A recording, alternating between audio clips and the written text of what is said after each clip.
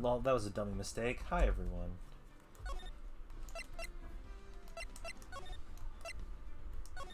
Let's get into it. Actually, first, let's tell Discord. Hello, welcome to stream. We a bit late, that's fine. We're still finishing at 10. We're gonna actually see how long I can go for.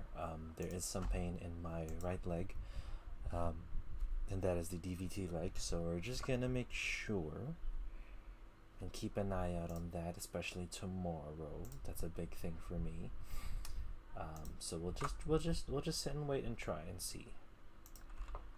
Announcements, copy link.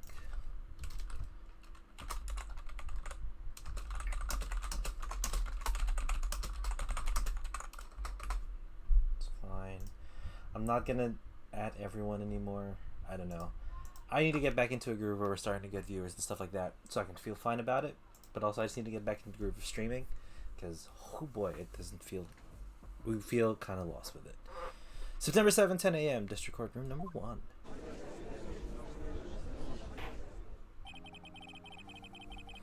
Court is now in session for the trials of Miss Maya Fey. The prosecution is ready, Your Honor. The defense is ready, Your Honor. Miles Edgeworth. I better not show any signs of weakness today, or he'll be on me in an instant. Mr. Edgeworth, please give the court your opening statement. Thank you, Your Honor. The defendant, Miss Maya Fey, was at the scene of the crime. The prosecution has evidence she committed this murder, and we have a witness who saw her do it. The prosecution sees no reason to doubt the facts of this case, Your Honor. I see. Thank you, Mr. Edgeworth. Let's begin then. If we may call our first witness, Your Honor. The prosecution calls the chief officer. At the scene, Detective Gumshoe.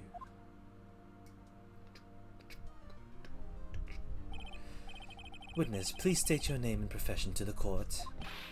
Sir, my name's Dick Gumshoe, sir. I'm the detective in charge of the homicides down at the precinct, sir. Detective Gumshoe, please describe for us the details of this murder. Very well, sir. Let me use this floor map of the office to explain. The body was found by the window down here, and the cause of the death? Loss of blood due to being struck by a blunt object, sir. The murder weapon was a statue of the Thinker found next to the body, sir. It was heavy enough to be a deadly weapon, even in a girl's hands, sir. The court accepts the statue as evidence. They're still calling it a statue? It's a clock, goddammit. Floor plans added to the court record. Can I have a look at that? So there's the window. Yeah, that's absolutely the floor plan. So it shows the scuffle. It shows where Mia would have been hit. Interesting. Okay. Now, detective. Yes, sir! You immediately arrested Miss Maya Fey, who was found at the scene, correct? Found at the scene, correct? Can you tell me why? Yes, sir! I had hard evidence she did it, sir. Detective Gumshoe, please testify to the court about this hard evidence. Witness testimony. Cool. As soon as the phone call came in, I rushed into the scene. There were 2 people there already. The defendant and Miss Maya Fey, and the lawyer, Mr. Phoenix Wright. I immediately arrested Miss Maya Fey. Why, we had a witness accountant describing her. The witness saw Miss Maya Fey at the very moment of the murder. The very moment, you say? Very well, Mr. Wright, you may begin your cross-examination. Yes, Your Honor. Well, I mean, the time. Phoenix. Whoosh, smack. Hey, Maya just threw something at me. What's this? When my sister couldn't find any contradictions in a witness testimony, she would bluff it and press the witness on at every detail. The witness always slips up and says something wrong. It worked lots of times. I should have expected Maya knows some of her sister's tricks. Aww. Alright, let's give it a shot. Something the matter? No, Your Honor. I'd like to begin my cross-examination. So, we'll just press. As soon as the phone call came in, I rushed to the scene. Press. Who did you say you got a call from? Hey pal, don't play dumb, you know who. The call was from a customer at the Gatewater Hotel, right across from the crime scene. Okay, I pressed, not sure it did much though. Sean Kemp! Happy New Year, my guy, what's up? How far are we in? We're in the 2nd chapter. So, not very far, the game literally just started. Right, please continue. There are 2 people there already. As soon as the phone call rushes the scene, there are people there already. I'm great. How about you, man? I'm doing good. Had a really decent end to the year and start to the year. Just getting back into work, which isn't as much fun. Only downside is that there's some pain back in my right leg, so I'm just gonna keep an eye out on that. Hopefully, it doesn't say anything, but it's good to hear you're good. Have you played Phoenix Wright before? How long would you say it took between you receiving the call and your arrival at the scene of the crime? Right. I'd say it was about 3 minutes. That's pretty fast. Our motto this month is quick response. That's how I got there before the killer got away. Indeed. So, tell us who the 2 people you found on the scene were. Yes, sir. The defendant, Miss Maya Faye, and the lawyer, Mr. Phoenix Wright. A long time ago? Same. I know I played it back then, but it was with my brother on a tiny DS that I didn't even own. Our cousin or family owned it, and they were visiting from the States back when we were in the Philippines, so there's so much I don't remember. I immediately arrested Miss Maya Faye. Are you absolutely sure it was us? Listen, pal, your dumb act will only get you so far. With her funky hippie clothes and your spiky hair, you 2 stand out like suspicious people at a crime scene. Well, he does have a point about her. She is pretty unmistakable. I should pick my points to press with a little more care. Okay, so we gotta be careful with how much we press. I'm just pressing everything. Why is that? What's your reason? Why, we had a witness account describing her. Lol, yeah, I think I also played on a DS when I was sick. Dude, this game is something that everyone's played at least once. Not completed, but have tried out. And I don't remember that many people owning DSs when they were kids. Straight up. I only remember 3 or 4 people that I knew who owned a DS.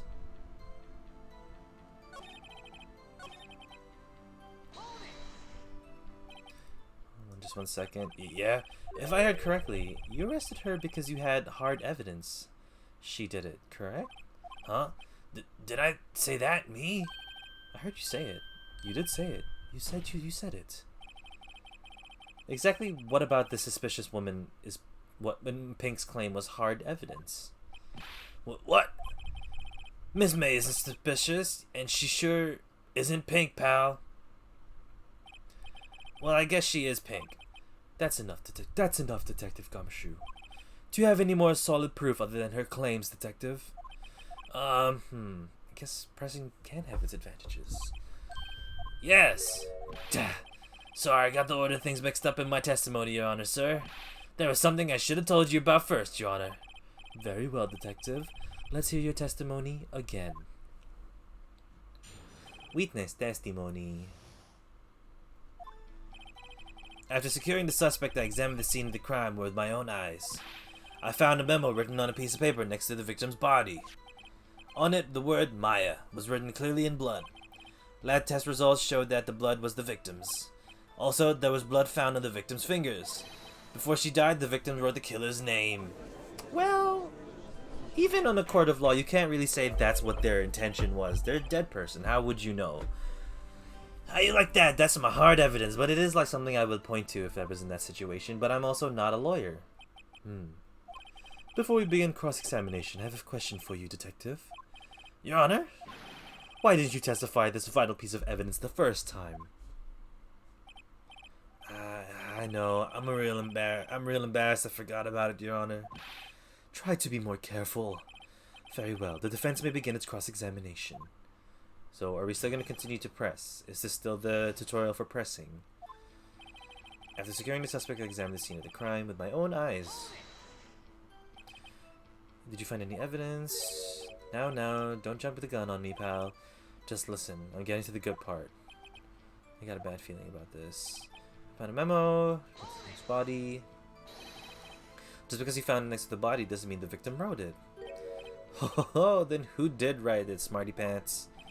Who,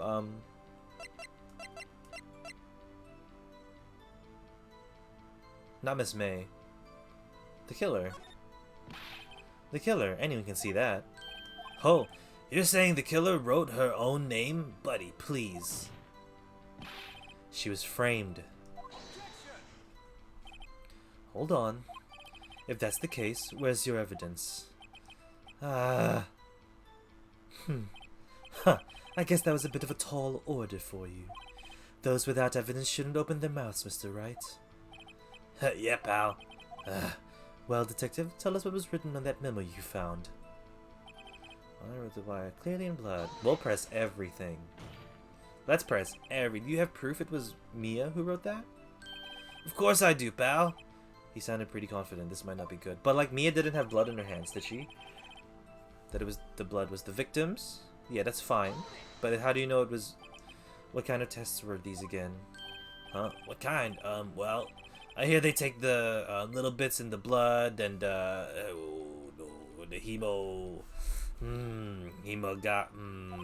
hermogoblins, hermogoblin bobbin. I refuse to testify in this matter, pal. I'm no expert on blood tests. Yes, that was quite clear. You may continue with your testimony. Thanks, pal. I mean, Your Honor, sir. Detective Gumshoe. Yeah. I look forward to your next evaluation, as should you. That was a mess. Right, where was I? There's blood found on the victim's fingers. Yeah, okay. Which hand was the detective's bloody finger, detective? The right hand! She was right-handed. Haha, nice try! Uh-oh, guess it wasn't too hard to see what I was getting at there. Before she died, she wrote the killer's name. Detective Gumshoe, do you get a lot of cases where the victim actually writes the killer's name? Sure, it happens all the time in books and the movies. This isn't a movie, detective. Ugh. Let's talk about reality, shall we? I guess I haven't heard of any cases, no. Don't you find it a little odd that the victim would write down a name? Especially the name of her own sister? Yeah, you actually got a point there, pal. Stop it right there. The witness's opinion on the matter is irrelevant. The facts are clear. The victim wrote down the name of the accused. That's not facts. It's just a name on a piece of paper. The victim told us the name of her killer. Order, order. That didn't go so well. That's right, what he said. That's his whole testimony. Okay, there has to be a contradiction in there somewhere. Let's find it. Let us look at our evidence.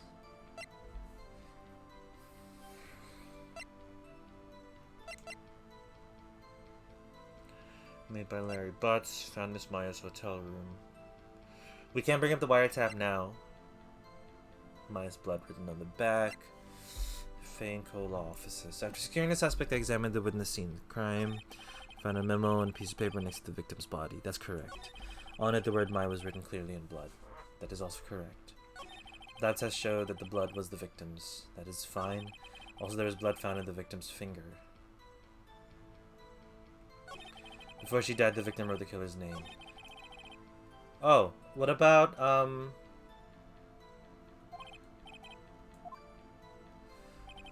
the victim's finger, sorry, not the accused's finger.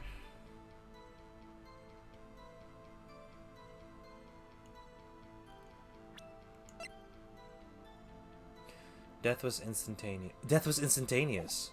Oh! Written in a piece of paper next to the victim's body. On it, the word Maya was written clearly in blood. Lab test results showed that the blood was the victim's. Also, there was found in the victim's finger. Before she died, the victim wrote... Yeah, her... Sorry. I didn't mean to... Sorry, that was dumb. It's instantaneous. God, thank God there's, like, not a lot of, like... not a lot of stuff to go through. Yeah.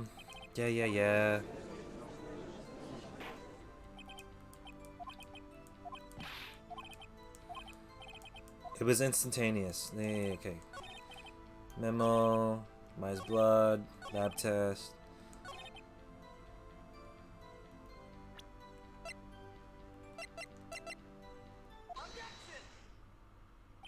Detective Gumshoe, there's one thing I want you to clarify for me here. You say that the victim, Mia Fey, wrote this note. That she was accusing the defendant, Maya Fey. That's really what you're saying? What? This isn't one of those lawyer tricks now, is it? Of course she wrote it! Who else could have? You have it backwards, Detective. Backwards? The victim is the only person who absolutely could not have written it. This is a report from your department, Detective. Immediate death due to a blow from a blunt object. She died immediately. But no butting your way out of this, Gumshoe. Sorry, Detective. Oops. I gotta read. I can't. Okay. Order.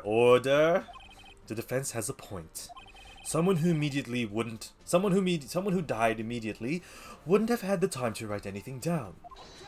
Objection! Mr. Wright, I beg your pardon, but when exactly did you obtain that autopsy report? When?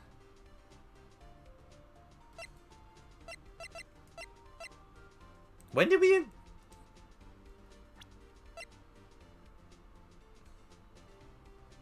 What? The day after the murder. It was the day after the murder. The prosecution's point being... that autopsy report is outdated, Your Honor. What? A second autopsy was performed yesterday. Sorry, I don't know what his accent should be. Objection! A second autopsy was performed yesterday at my request. Death was almost immediate due to a blow from a blunt object. But there is a possibility the victim lived for several minutes after the blow. I received these results this morning. Why didn't you give it to the... why are we holding evidence? That's withholding evidence, Your Honor. It's easy to imagine the victim did have time to write down Maya. That is all. I see. Damn you, Edgeworth. I should have known you had something up your sleeve. Why, Mr. Wright? You look shocked. Something you want to say? You're a sham, Edgeworth. Mr. Edgeworth, I've heard there's nothing you won't do to get your verdict. What reason could you possibly have to request a second autopsy report? Mr. Wright, the defense will refrain from personal attacks on the prosecution. No matter, Your Honor. Mr. Wright, say what you will. The evidence in this report is undeniable. Your Honor, I submit this report to the court. Understood. Understood. The court accepts the evidence. Died blunt object may have lived for a few minutes after being hit. Well, Your Honor, the evidence strongly suggests the victim was identifying the killer. No, it doesn't. I suppose that's the obvious conclusion, yes. Darn, this isn't good. The prosecution would like to call its next witness. This poor, innocent girl saw the murder with her own eyes. Let the witness, Miss April May, take the stand. Exactly what part of her is innocent? Alright. Hey, we're progressing though. We did good. We are doing the thing. Witness, your name please. April May, at your service.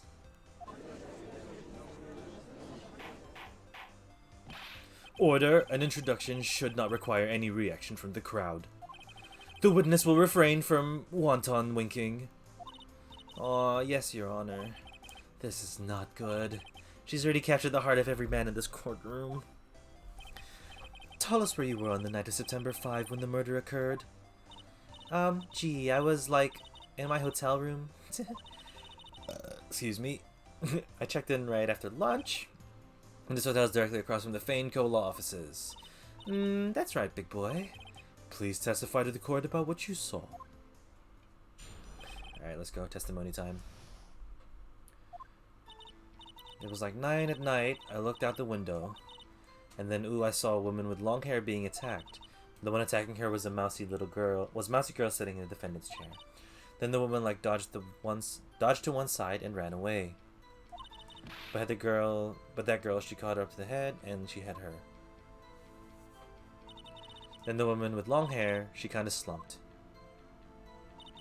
The end, that's all. Every little bitsy witsy wink. How would you have seen her slump? Well, Your Honor, I see it is remarkably solid testimony. I don't see a need to trouble the witness any... Well, wait, Your Honor. Yes, Mr. Wright. What about my cross-examination? I thought the witness's testimony just now was quite firm, didn't you? Mr. Wright, I understand you were Miss Mia Fey's understudy, were you not? You must know her techniques well. Her cowardly way of finding tiny faults in perfectly good testimonies. Hey, if they're perfectly good, then why are they... Then why are there faults? Well, Mr. Wright, will you cross-examine the witness? Yes, I'm doing it. I'll gladly proceed with the cross-examination. If only because I have a feeling Edgeworth doesn't want me to. She has to have some weakness. I'm skipping straight to the end. Well, we'll press everything and then we'll skip to the end. Press. Why did you do that? Huh? Why? Like, why what? Why did you look out the window? Were you expecting to see something? Oh, well, gee. What, that's it? She can't get out of this question that easily. I sort of, you know, jiggled her titties. Had a feeling. Well, I have a feeling she's trying to avoid the question. Maybe I should press her a little harder on this one. Go for it. Let's see, how far can I run with this? Surely you must have had a reason to look out your window for that time of night. Ugh. Mr. Wright, I will not have you badgering my witness. But badgering? You insist on needling her with these trivial questions? I really don't think it's there. Yeah, stop him. It's fine. It's fine. The audio got loud. Order. Mr. Wright, you have been warned. Poor girl. What about poor me? You looked at the window. What did you see next? And oh, I saw a woman with long hair being attacked. That's fine. Well, the one with long hair. That was Mia Fey? Slender, sort of. Well, some people might say pretty, if that's your thing. Your thing? And the person attacking her? Attacking her was a mousy girl sitting in the defendant's chair. How do you know she was the defendant? Huh? Well, you know. She had a girlish physique. Women know these things. Look, I just know, okay? There was only one person at the scene of the crime with a short, girlish figure. The testimony is bulletproof, Your Honor. I question the testimony. Hold on a minute. That testimony stinks. Miss May, I'm willing to bet that... You're lying. Are you telling the truth? Did you really see the defendant? Mr. Wright, what's the meaning of this? Yeah, what's the meaning? Somebody tell me because I'm clueless about this, I mean. Okay, if you had really witnessed the client, Mia Fey, you would have noticed her clothes before noticing her physique. Oh, hell yeah! No one wears clothes like this on a daily basis, except her. And I'm no expert on fashion, but her hairdo looks far from normal to me. However, the witness's testimony mentions neither of these things. The testimony is bogus. But, still, we don't know if she was dressed that way at the night of the murder. She was, Your Honor. I saw her, and so did Detective Gumshoe. What do you say to that, Miss May? Rawr. Rawr. What are you trying to say, you mean lawyer? I saw what I saw. I just didn't think all that trifling little details were necessary, darling. Miss May, the court would like to remind you to please omit nothing in your testimony. I'm sorry, Your Honor. I'll be a good girl, I promise. Your testimony again, if you would. Damn, I almost had her. Witness's account. I did see everything. I did. The victim... Oh. Hold on. I gotta switch controllers.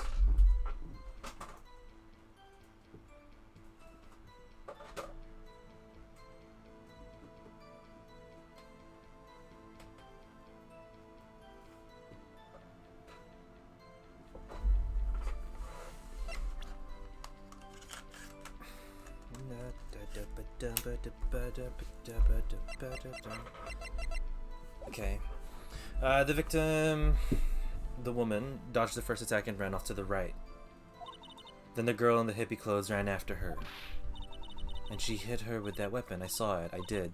That clock, the kind of statue-y clock, the thinker, I think. Clock? How does she know it's a clock? Will the detective startle you? How do you know it was a clock? I see. I only wish you had been so detailed from the beginning.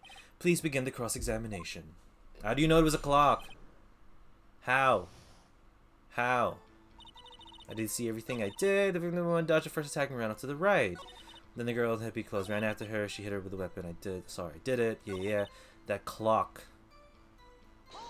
How do you know it was a clock? A clock? Didn't this come up in another testimony recently? Well, don't look so sour, Mr. Lawyer. You can't win them all. No, but I have a feeling I'm onto something now. Present. Miss May, what you said just now was quite revealing. Revealing? Oh, you'd like that, wouldn't you? You naughty Mr. Lawyer. You said that the statue of the thinker was a clock. But there's no way knowing that by just looking at it. Another person in much the same position as you recently called this a clock, too. And he was found guilty of murder. Swag! Order, order. Miss May, can you explain how you know this was a clock? Oh, the witness saw the murder with her own eyes. That's all that's important here. The defense is trying to confuse the issue with trivial concerns. Yes, of course. You will withdraw your question, Mr. Wright. I will not, actually. But questions are all I have, Your Honor. And as you may recall, I've caught murders with these questions before. Well, only once. Objection sustained. You may continue to question the witness. Whew, that was close. If he stopped me there, the trial would be over. Huh? What? So what happens now? What happens now is you answer my question. How do you know it was a clock? What? That's... because I heard it. Yes, I heard it. It say the time. That's not possible. You were in the other room. So you've been to the law offices of Fane Co.? No, hey, I didn't say that. Why would I go there? I heard it from my hotel room. The law offices of Fane Co., where the murder took place, is very close to the hotel. She could easily have heard the clock. Well, Mr. Wright, are you satisfied? No, Your Honor. I can't give up now. I'm not satisfied because... it couldn't have rung.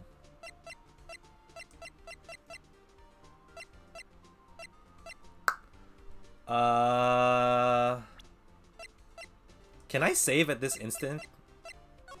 Hold on.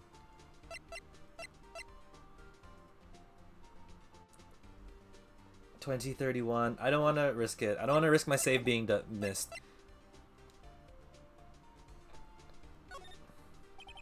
Your Honor, members of the court, it is inconceivable that clock at the question rang. It's empty. That clock is missing in its clockwork. How could you possibly? Just take a look right now. Oh. See anything interesting, Your Honor? It's as the defense says. This clock is missing its clockwork. It's quite empty. Mr. Wright, would you care to explain to the court the meaning of this? It's as you can see. The clock was empty. It couldn't have rung. Therefore, this witness is a big fat liar. Fat? Well, Miss May. Tisk tisk. Quite a show you've put on for us, Mr. Wright. I'm back to the English accents. He knew the clock was empty. Somehow, he knew. I'm afraid you've gotten one thing, however. Indeed, the clock is empty. As you say, it can't ring. However, we must ask, when was the clockwork removed? If it was after the witness heard the clock, then there's no contradiction. That's true. The clock might have been emptied after she heard it. And that is exactly what happened, Your Honor. Well, how do we say that, though? Can you prove when the clock was removed? Yes. Oh, it's impossible. Of course. I have proof. What? Wasn't it you who told me proof is everything? Well, I was listening. And now I'll show you the proof you like so much. Why does it keep flashing? The evidence that proves when the clock was removed is... Let me check that. Think your time. I should probably tell you the clock isn't talking right now. Take that! Take a look at this. Oh, where's Penguin? Why is Penguin not on the screen? Oh, where's Penguin? Why is Penguin not in his room? Oh no. Oh no. Hold on. Hold on. Hold. Pengu boy, where are you, son? My son.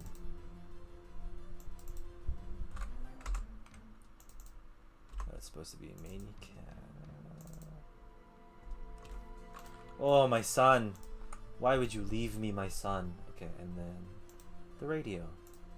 Lol, we had 30 minutes there just with no Penguin. That's not bad.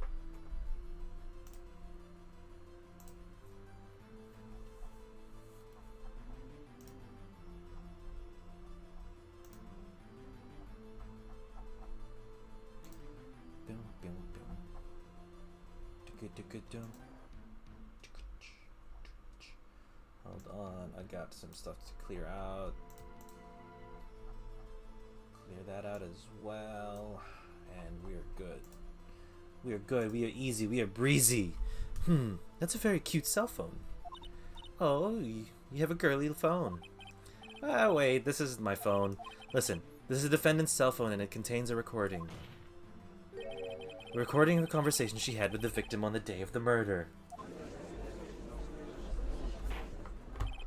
Order, order. The defendant's cell phone. This wasn't brought to my attention. Perhaps Detective Gumshoe overlooked it. The good detective better remember he's up for evaluation soon. I gotta say, I'm starting to feel bad for the big fella. Let's hear the conversation. So you just want me to hold on to the thinker for you then? If you could.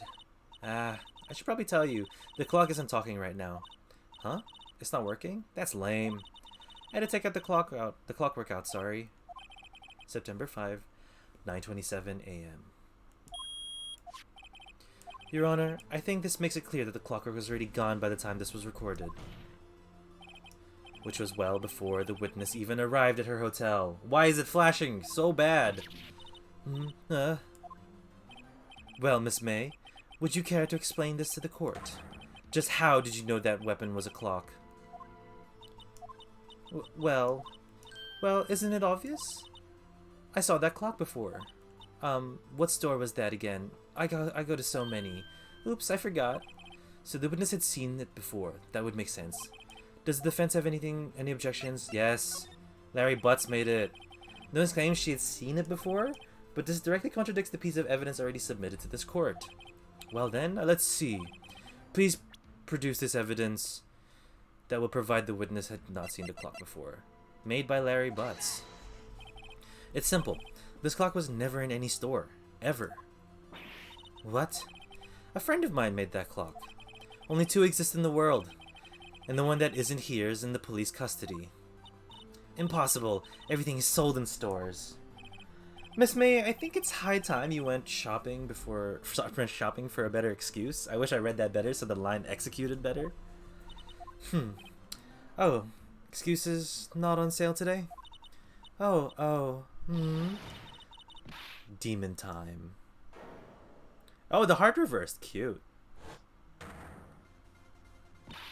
What is it to you, porcupine head? That stupid clock doesn't matter, okay? She did it, and she should die for it. Die! Why should she die? Whoa, let's not get ahead of ourselves. This is a court of law, and the witness will remain calm. Okay. Oh, silly me. Did I, like, lose it? I guess I did. Scary. Miss May, let me ask. Tell me, how did you know the weapon was a clock? Oh dear. Does the defense have an opinion on this behavior? Okay, this is it. Yes, Your Honor. Allow me to explain how I see the truth of the matter. Miss April May, you knew the weapon was a clock because... I'm not gonna say she held it. Because our only thing is this. A wiretap, but also we're gathering evidence illegally.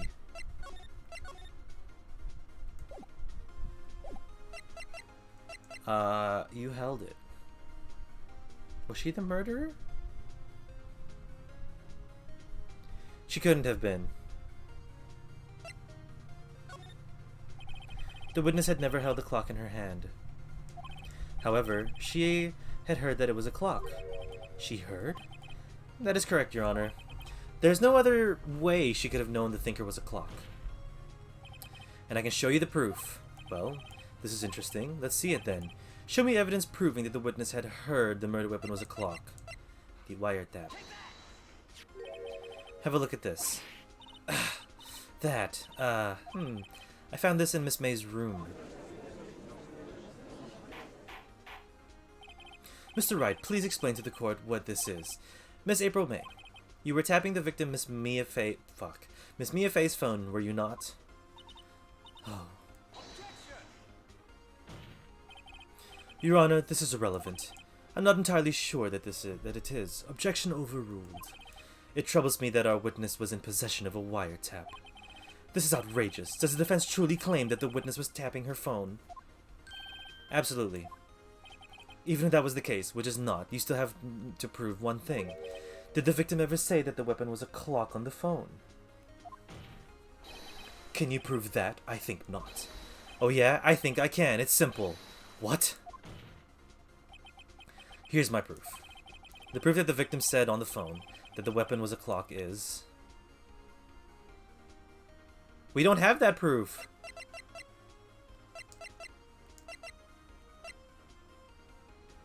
What? We don't have that proof!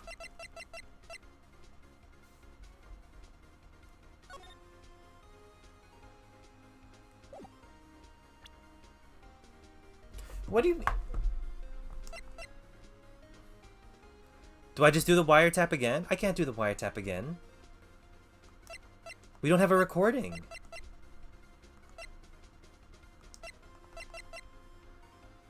That's gonna be a thing for later down the line. Okay, we can fail. There's a life bar. We can try that. I think it's not right. I think. Okay, once again, exit real proof. Real proof that it said it was a clock.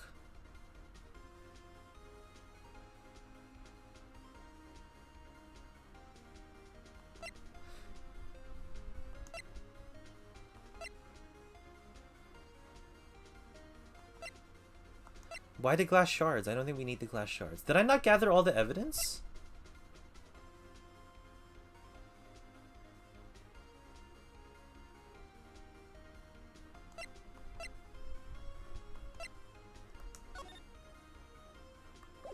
Well, this isn't gonna be it either.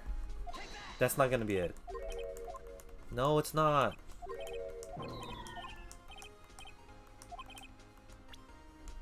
What's the proof?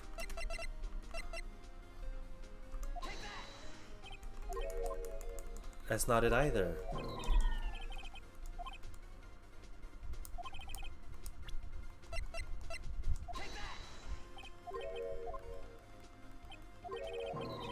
Oh, the butler. The butler. No, wait, we can't.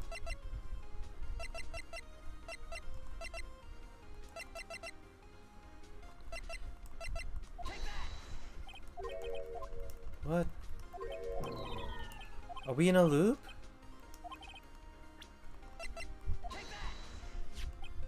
I present the defendant's cell phone. Okay. Oh, the defendant. Okay, sorry. My dumbass wasn't reading. I was thinking that it was... We need Miss May to be the one to reveal the evidence. It wasn't... Yes, we've seen that. Listen once more to the conversation between the defendant and the victim.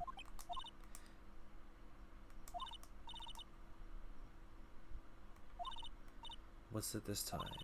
It's a clock. It's made to look like thinker. Yep. Miss April May. Use the wiretap to listen to this conversation. That's how you knew the thinker was a clock. Am I wrong? Your Honor, this is ridiculous. Your Honor, look at the witness's face. Does she seem amused to you? The defense demands an answer. Witness, answer the question. Did you tap her phone? Miss May. Shut up, all of you. What gives you the right to talk to me like that? You lawyer. That was her best comeback? It's no fair. All of you ganging up on me like that. Oh, so I'm the bad girl. Is that it? Is that it? Well, that did it. The court's seen real Miss April May now. Now to deal with the final blow. Why the wiretap? Because she wouldn't have... She didn't do it because she did the call. Why did you tap her phone? Answer the question. Do I have to? Isn't this a murder trial? Isn't tippity tapping irrelevant? She's saying exactly what Edgeworth wants her to say. Miss May, you were tapping the victim's phone. I hardly call that irrelevant. While this court does not condone the defense's tone of voice, he has a point. Well, Miss May, do you have an explanation for the court? Can you prove you had nothing to do with this murder, even though you tapped her phone? I'd like to see her pull that off. Mr. Lawyer, I saw that evil, evil grin. You were probably thinking I'd like to see her pull that off, weren't you? Damn, she's good. Well, you're not the first man who's thought of that, and of course I can and will. You can't be serious. Way, I say way. Oh, and I assure you I'm serious, Mr. Lawyer. Okay, so the killing happened around 9 at night. Why, that's just when I was getting room service from the sweet bellboy. Room service? Iced coffee, I believe it was. Bellboy, the Gatewater Hotel, 26. Nothing else. Iced coffee, you know, like normal coffee, but cold. If you don't drink it quick, the ice melts and you have regular cold coffee. Yeah, I think I'm making this up. Ask the bellboy. Good, the witness was not on the scene at the time of the murder. Well, she doesn't have to be at the scene. So where does that leave us? It's my greatest displeasure to inform you that the witness appears to have been taping the victim's telephone. However, that is a separate crime with no bearing on the current case whatsoever. Her testimony stands. She saw the defendant Maya Fey commit murder. No, they're going to let her just walk away? There's no way I can win unless I tie Miss May to the murder somehow. Well, does the defense have anything to say? Well, come on, think of something. Sure. The defense would like to call the hotel bellboy as a witness. There's something suspicious here, and I'm going to get to the bottom of it. I think you've sunk in quite low enough already. I object to calling the bellboy. Why? What's your reason? Because I hold the wiretapping had nothing to do with the killing. I'll consent with calling this witness. Condition. If Miss April May's alibi is not called into question after you examine the bellboy, then you will recognize that Miss April May was not the killer, thus she is innocent. And thereby you must also accept the verdict of guilty from Miss Maya Fey. That is my condition. What? I better find something suspicious in that bellboy's testimony, otherwise Maya will be declared guilty on the spot. What should I do? Accept the condition. We're not gonna back off. Understood. I accept your condition. Fool. You fell right into my trap. Very well, the court calls the hotel bellboy to the stand. Did we get him off of work or something? Was he just available? I believe we're ready to witness for the witness to testify. He certainly does look like a bellboy. Yes, sir. Yes, sir. I received your summons in the middle of work, sir. I'm happy to be of service. That tea set looks rather heavy. So without further ado, the witness may begin his testimony. Very good, sir.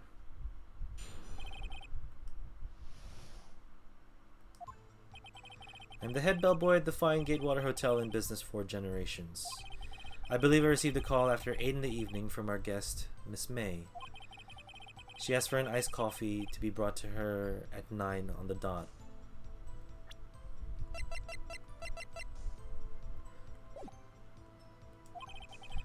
I brought it to her precisely the requested time, of course, and I delivered the iced coffee to our guest, Miss May herself. I see. The defense may begin the cross-examination. Right. I'm ready, I hope. This is it. If I can't prove Miss May was involved with the murder now, Maya will be finished.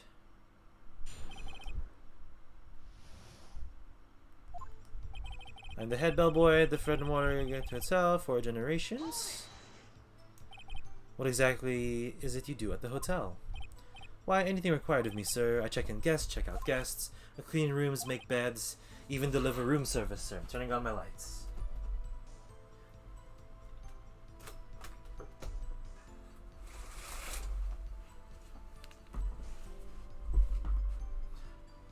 pretty sky tonight.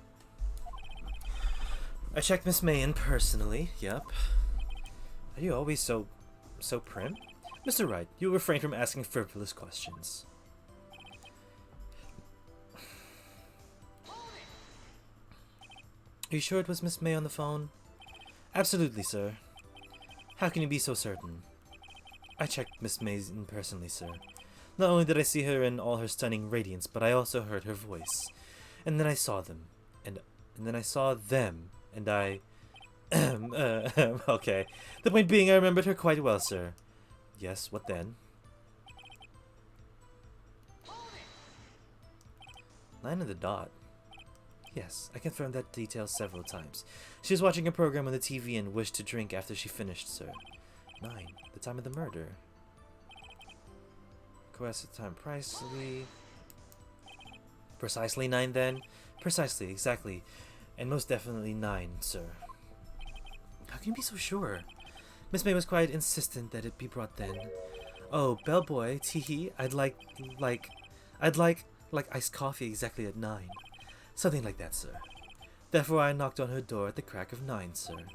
Why would she be so particular about this time? And I delivered the iced coffee to, I guess, Miss May herself. You sure it was Miss May herself? Absolutely, sir. Absolutely? Yes, sir. As in, so very absolutely, sir. It's an endearing mannerism of mine. How come you're so very certain? Well, when I brought the room service, sir, the guest, favored me with an embarrasser, sir. Embarrasser, is that French for embrace? It's French for kiss, sir, but not a French kiss, sir. Oh, he's a rapper. More of a peck on the cheek. Why would she have done that? I believe perhaps she was momentarily swayed by my prim demeanor, sir. It was a moment I shall never, ever forget, sir. Sounds pretty fishy to me. I think Miss May was up to something and wanted the bellboy to remember her. It's no good. There's nothing there. What do you mean? What do you mean? What? Finally understand, this bellboy has absolutely no reason to lie. Now, if you have any decency, you will end this tedious cross-examination here. I'm not ending it! Why? Wait, please. Yes, does the defense have something to add? One last question. Let me ask one last question. Your Honor, I must object. This charade of justice has gone on long enough. Now, Mr. Edgeworth. Alright, Mr. Wright. I'll give you one more question. That's all. Okay. This is really it. I'm gonna save.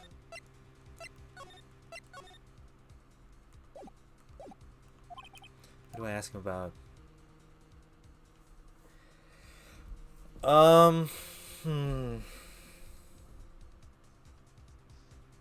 Jesus Christ.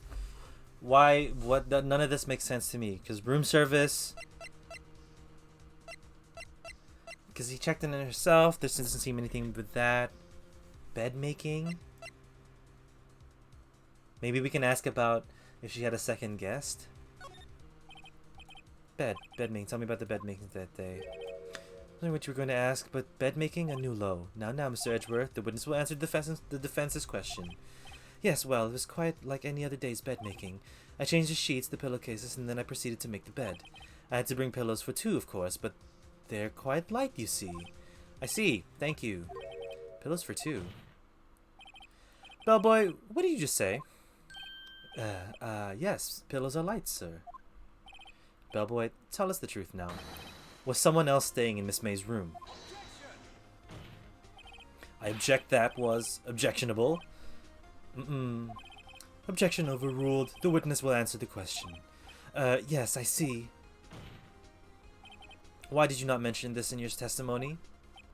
Well, sir, you didn't ask. Nice try. That's the sort of thing you're normally supposed to mention. Ah, yes, quite. Indeed, it was the, good barrister there, Mr. Edgeworth, who... He asked me not to mention if it wasn't specifically asked, sir. Oh, tampering! You fool! I've done it. I've won. Well, we haven't won, but we also proved that it wasn't Maya who did it. Miss April May checked into a twin room with a man, correct? Yes, sir. Then why? Then you brought... Wow, then you brought them room service. You didn't see that man in the room. That's right, sir. Your Honor, we have just learned of another person involved who may have been in the murder. In light of this new fact, I hold that it's impossible to judge that defendant.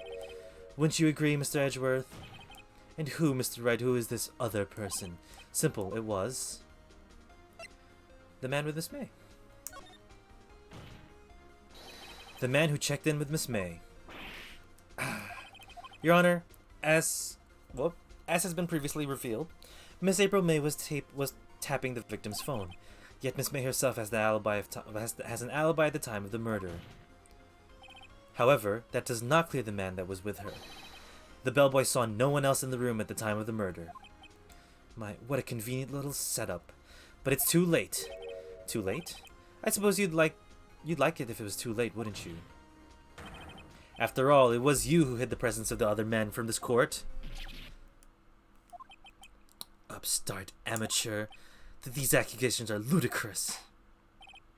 Enough. The court acknowledges the defense's argument. I expect the prosecution and defense to look into this matter fully. Am I understood? Yes, Your Honor. That is all today for the trial of Maya Fey. Court is adjourned. Lit! We did good! We did save a lot. We were scared. September 7th, 2:24 p.m. District Court Defendant Lobby Number 1. Mr. Wright, you're amazing in there. Really? I think I might be your newest fan. Oh, I was just doing my job, you know? Then again, that other attorney was pretty cool too. Huh? That face of his, with his eyes wide and trembling lips. It sent shivers up my spine. If you say so. So what happens with me? Do I get to go home now? Well... I don't think so. Not yet. Oh, I see. But I got a great lead in today's trial. A lead? The man with Miss Fey. He's the key. Oh, I get it. What happened to Miss May after that anyway? I heard they arrested her. I guess she's learning her charms won't work everywhere. She's probably at the detention center now. I may have to go down there later. Anyway, this case is far from closed. Yes, sir. I'm going out to find out more about this man. Do you think he was the one who... Maybe so. Don't worry, I'll find him by tomorrow, I promise. I'm counting on you. As for a full record of April May's testimony, I thought it might come in handy during the trial tomorrow. But now that I have it, I'm not so sure. Most of her testimony was all lies. In fact, there's only one part that hasn't been stricken from the record. The victim dodged an attack, then ran to the right, but she was caught and struck. I don't know how much good this will do for me now. Anyway, time to hit the pavement and do some investigating. Maya doesn't belong in that detention center, and it's up to me to set her free. To be continued! We are continuing though. We are streaming. Save.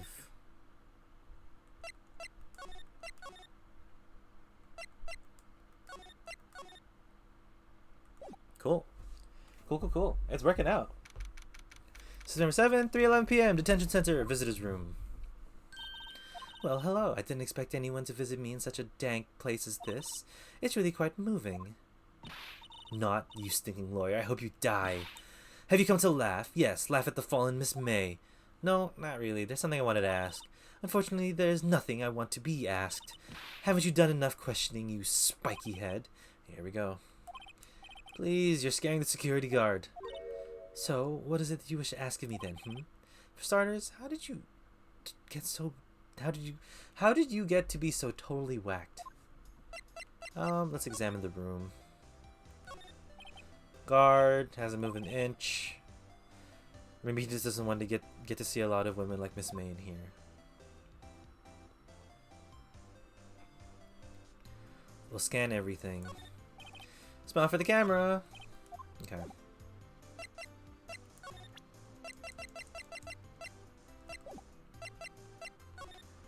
That man. About the man who stayed with you in your hotel room. Can you tell me more about him? Where is he? Come on. No way, Jose. Maybe if I had something to get her to talk. Why did you place a wiretap on Mia's phone? When you say it like that, it sounds so cold, so criminal. Tapping people's phone is a crime, Miss May. And, oh, and I suppose you learned that in lawyer school, Creep. This one is impossible to talk to. Say, why are you so angry? I mean, you don't look like a bad person. Oh, that does it, bottom-feeding, scum-sucking lawyer. But bottom? I can't tell. Does she have a thing against lawyers or just against me?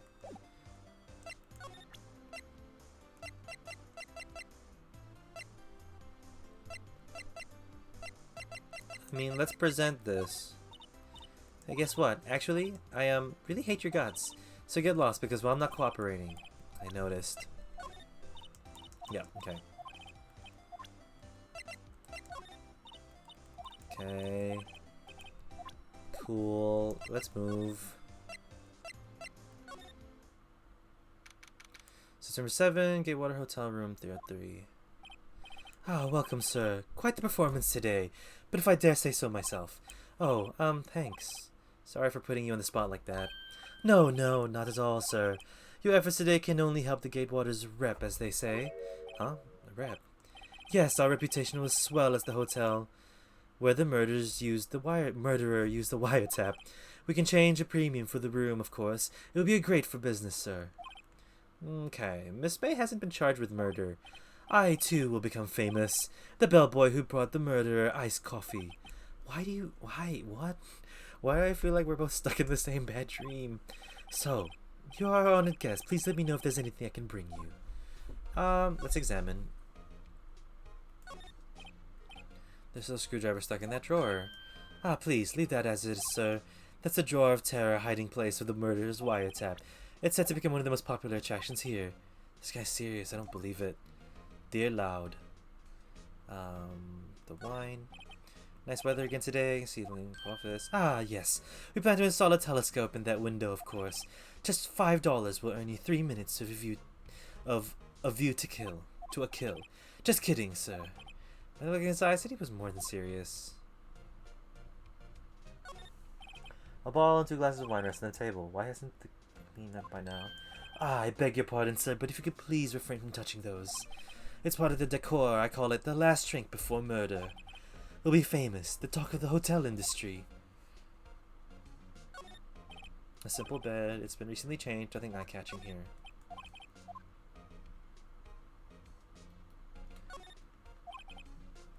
Still the plant, and then decor. And that should look like it. Oh, no clues here. Sorry, it should light up. Okay. Let's talk, sir. Miss May. About Miss May. Oh, her, sir. Not to boast, but I knew the moment I saw her. She'd do it, I said.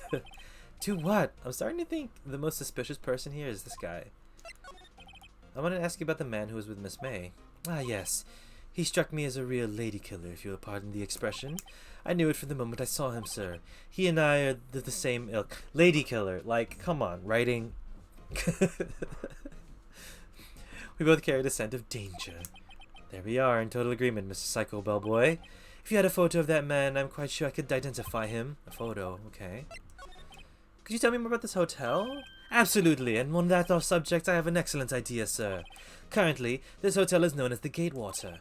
I propose that we add a subtitle. A subtitle? The Gatewater, Murder Manor. Well, what do you think? It sounds great. Whatever floats your tea set, I guess. Let's present him some things. I'm sorry. All I could think about during the trial was the hotel. I wasn't paying much attention to the evidence. Okay, yeah, okay.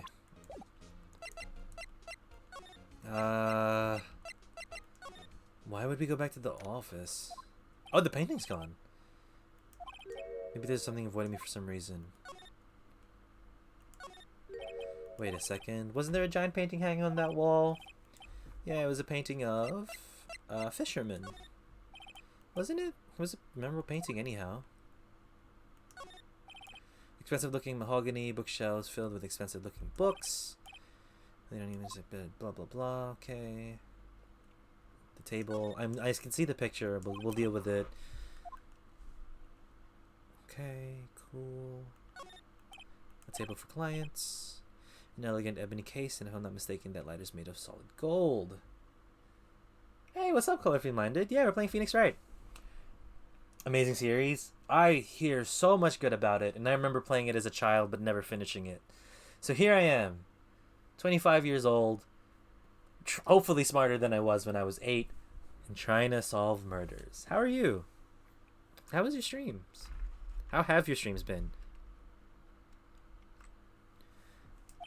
How was your 24-hour stream, by the way? Did that go okay? Even I can tell someone here's got money to burn. Okay, and then the picture. Surely that's it. Oh, the plant. The plant. Expensive potted plant. No idea what kind of plant it is, but probably the most expensive plant available. Oh, you're streaming Phoenix Wright as well? Hell yeah. Which one are you on? I'm assuming you're done with Ace Attorney. What's this? Old photos? There are 2 lying here. Something's been written in pencil on the back. DL6 Incident Exhibit A. DL6 Incident Exhibit B. Let's take a look at these. I'm sure I've seen this person somewhere. Perhaps I'll borrow this photo. I'm sure no one will miss just one little photo. And it might be a valuable clue. I'll take it for now.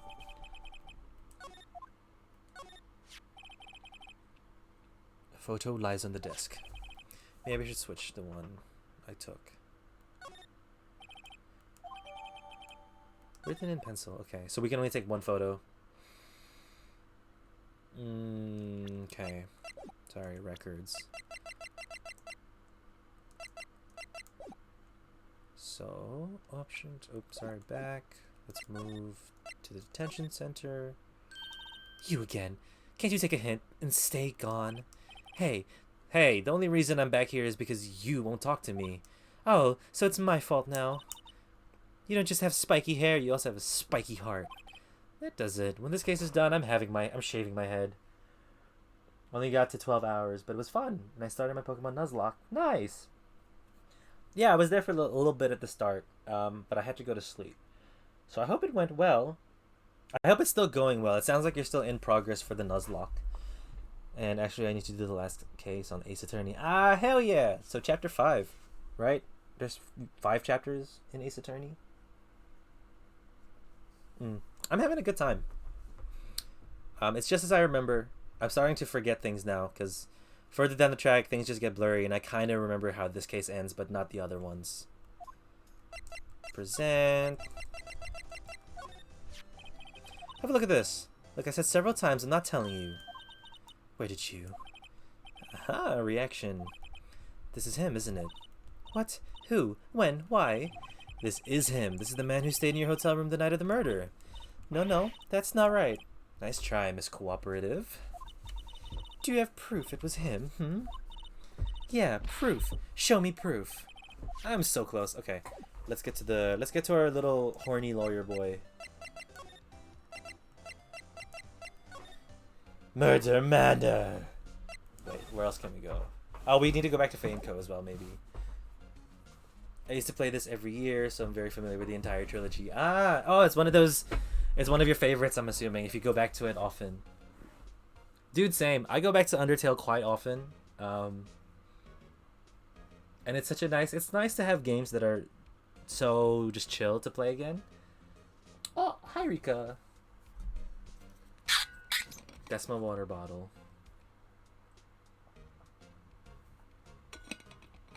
Thank you. And I've also watched the press button and talk version every year now.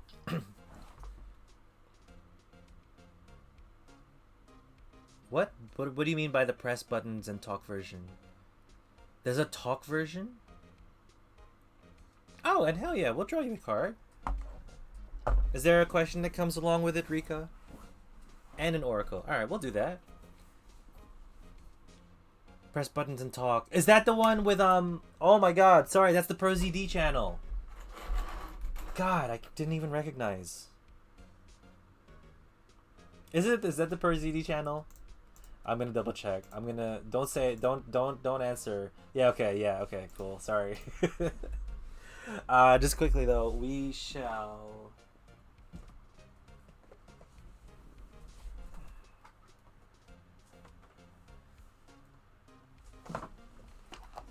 General. Okay. We will do you the general for the cards. You can definitely get that going. Let me just check my scenes are okay.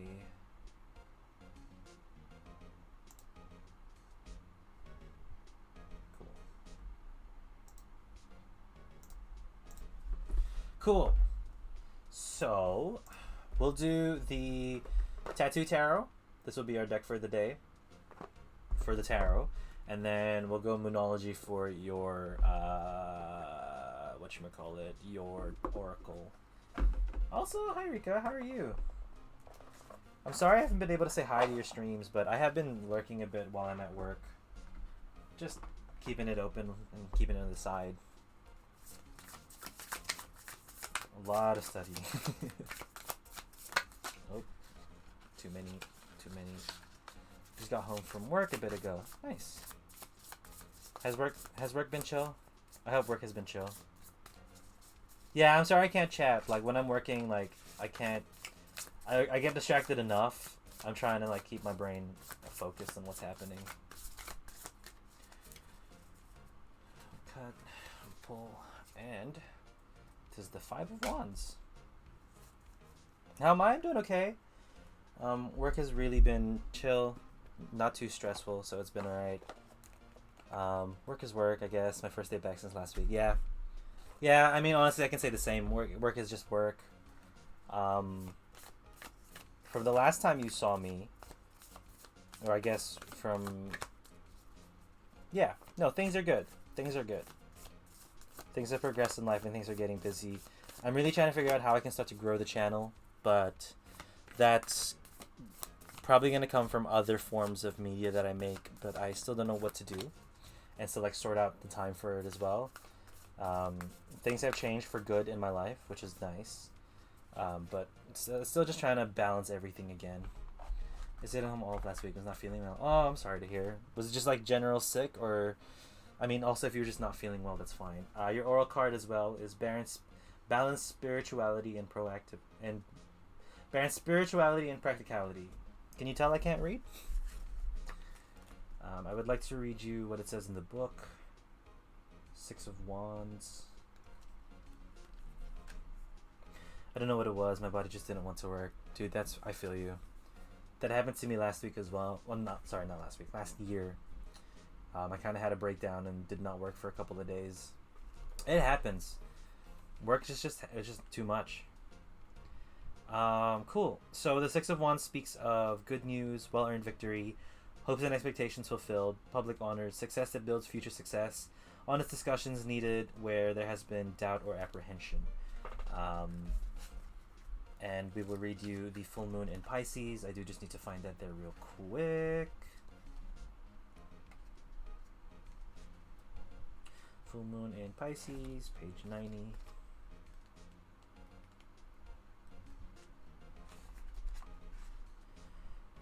Cool. So, have you been head in the clouds? Have you been so head in the clouds that you've lost touch with reality? If so, take this card as a sign that you need to pay attention and make a concerted effort to move towards your goals. The more practical steps you can take, the better. It's time to find an inner balance between your responsibilities and your dreams. Meditate on your question, and the solutions to your issue may now come through very clearly. If you're in a tricky situation because you've been acting the martyr, this card will be a message from the cosmos to drop the act for everyone's sake. You're in a super romantic but not super realistic state. Follow your intuition, it won't let you down. At worst, this card can herald the end of a dream. The person you're inquiring about is a soulmate, and avoid substance abuse. So a lot of this feels like with the Six of Wands, there is like success and there have been things that have progressed and moved forward. But I don't know if you're potentially using that success to, I think you're kind of going overdrive on what's going on and what's happening. The deck doesn't have a reversal, so we're not reading it that. It just sounds like with the pairing of the Oracle card, it just seems like you're pushing certain successes and certain wins a bit too far. You need to bring back some reality into the situation, reality into this dream that you're wanting to push forward towards, and know that it's not going to be easy and it's not going to be the best, not the best thing, but like it's not going to be the most cakewalk that you've ever done and ever been in. it is still a successful situation. I'm not saying don't take it as such. Definitely take it in and accept it for what it is, and it's good things that are progressing, but it's not all gonna fall easy. So as soon as you hit certain obstacles and bumps, don't take that as it's over, the dream is over. Take that as these are the next things that we need to go towards, especially with spirituality and practicality, because like I know the heart wants what the heart wants, and that you feel it in your soul and that you want to take it forward, but you also have to take in reality in a way and say, hey, these are actually the things that are stopping us. These are actually the things that are gonna pose a problem that we can work through and actually get through. So I hope that makes sense with that. It's a win. Just be more realistic about it, and there's more things to come. I do want to look back at that.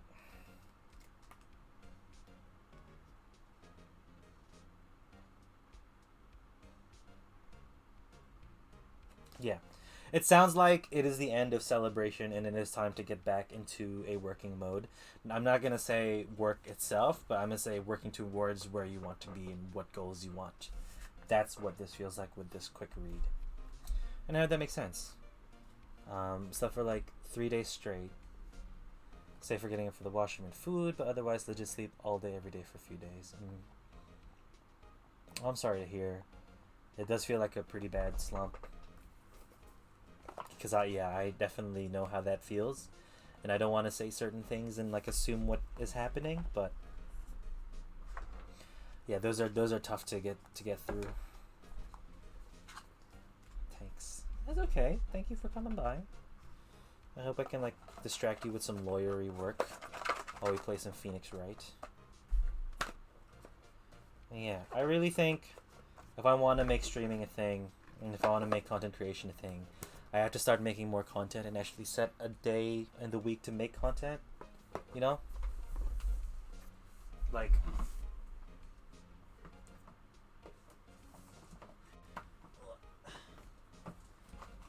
sorry, I just put my decks away. Like, I make TikToks and I post them on TikTok. Well, it's really just stream highlights, but I think I should start actually being more decisive with the choices. Also, sorry if the audio delay and the video delay was a bit off there. Yeah, I don't know. It's a thing that's running through my head. Like, I really want this to happen. It's something that does make me happy. Like, it does take a little bit to get into once you're, like, streaming again, but I think I really want to, like, try something. So, I gotta organize my schedule and find a day in the week where I can continue to do that. Even though if my weeks are gonna be hella busy. Anyway, have you played Phoenix Wright before, Rika? Present. Take a look at this photo. That's him, detective. I'm the lawyer. Oh, I know that. I just want to say detective once. You know how it is. No, I don't. Without a doubt, that is the man who checked in with Miss April May. How about I write in an affidavit? What? Affidavit? Affidavit. What the fuck?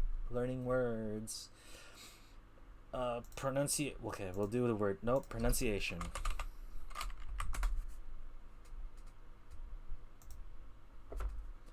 Affidavit? No way.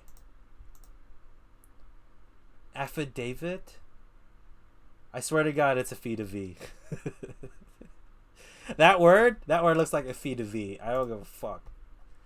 Okay, anyway. Affidavits. An affidavit is a written and signed witness statement which will be used as evidence in the court. An affidavit must include your full name, occupation, and address, and must be signed in front of the person who will take your oath or witness your affirmation. Okay, so we need to... Technically, if this was a legitimate proceedings, we would need them to write this down and give it in future.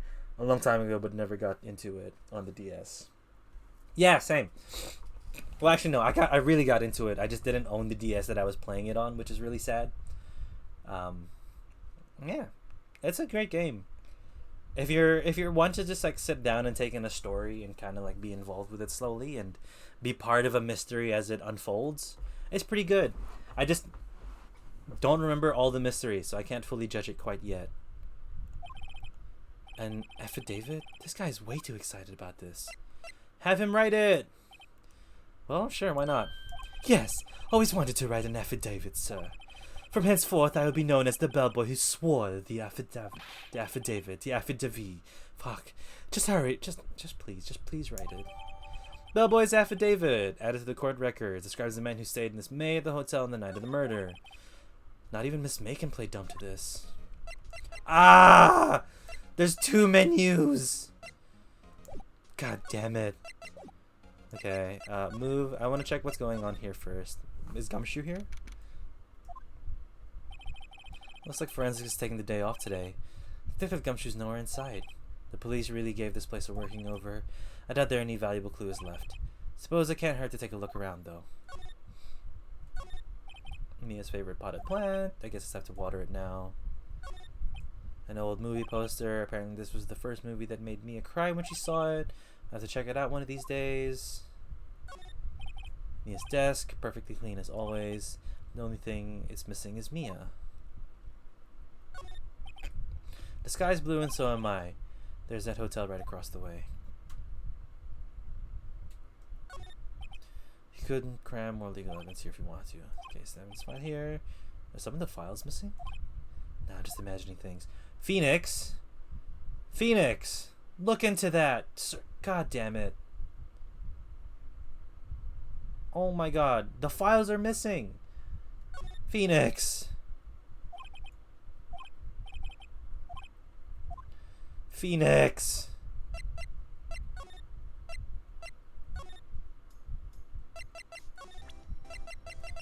Alright, affidavit. Could you have a look at this? What's that? The bellboy's affidavit. Affidavit? Affidavit. That tells us everything he saw. Such as the man you checked in with. Who was most definitely this guy. Affidavit. Now I'm getting somewhere. Push your hand. This is it. All or nothing.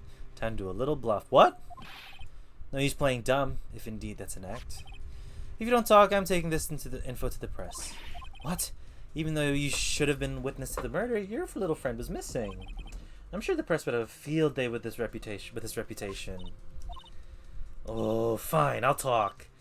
You win, lawyer. Yes. Man, that felt good. It's great to be alive. Why are you pumping your fists in the air? Oh, we're actually doing this in Hebrew. Now tell me about the man you were with. That man, he's my boss. Wright, the president of the information gathering conglomerate Blue Corps.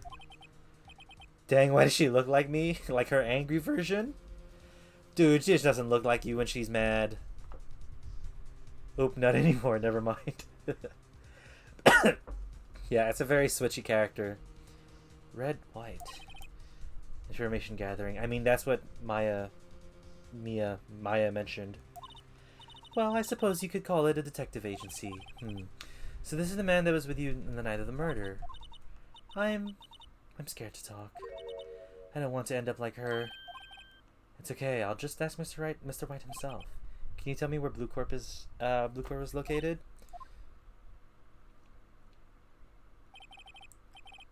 Dude, she so does on a good day. Like angry her looks like you? That's not no. I'm not putting that down. You don't look that angry.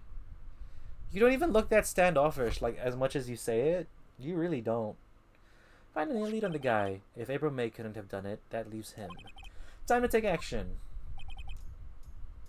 Why did we discard it? No! Oh, the affidavit.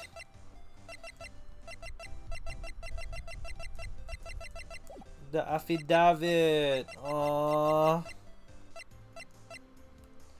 Okay, let's save. Oh, let's save this as well.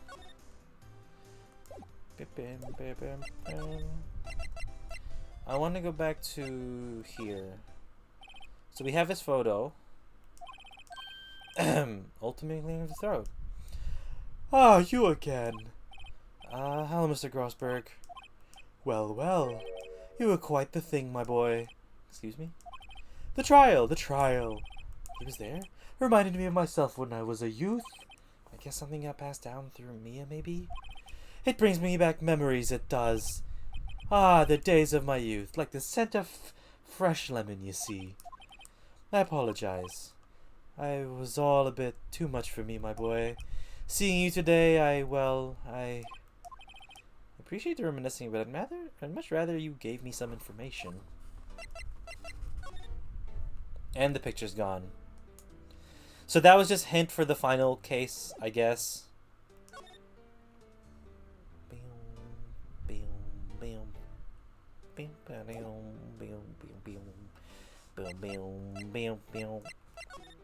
Today's trial. So you came to the trial? Yes, I did. Something was bothering me all last night, you see. I couldn't get a wink of sleep. Really? What was that? Well, you see, it's just Mia's sister, that poor girl. My boy, I owe you my thanks, truly. I don't know what I would have done if things had gone poorly for the girl. If you were that worried about it, why didn't you offer to defend her? I asked before, but why did you refuse her request for defense? I think I have a right to know.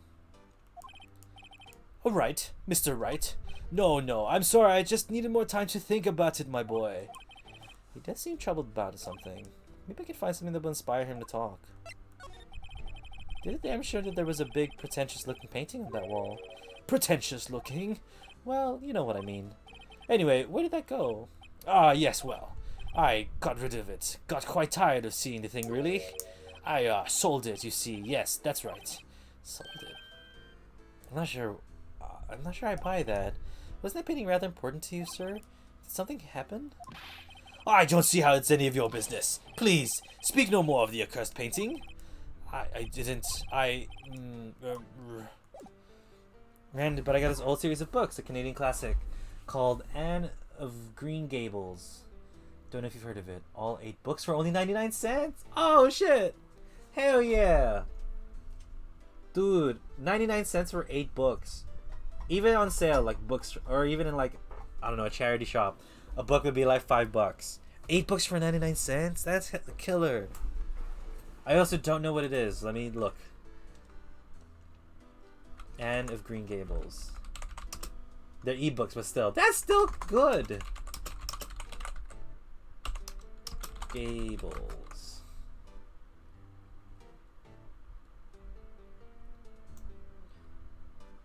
Bing, bing, bing. I want a synopsis.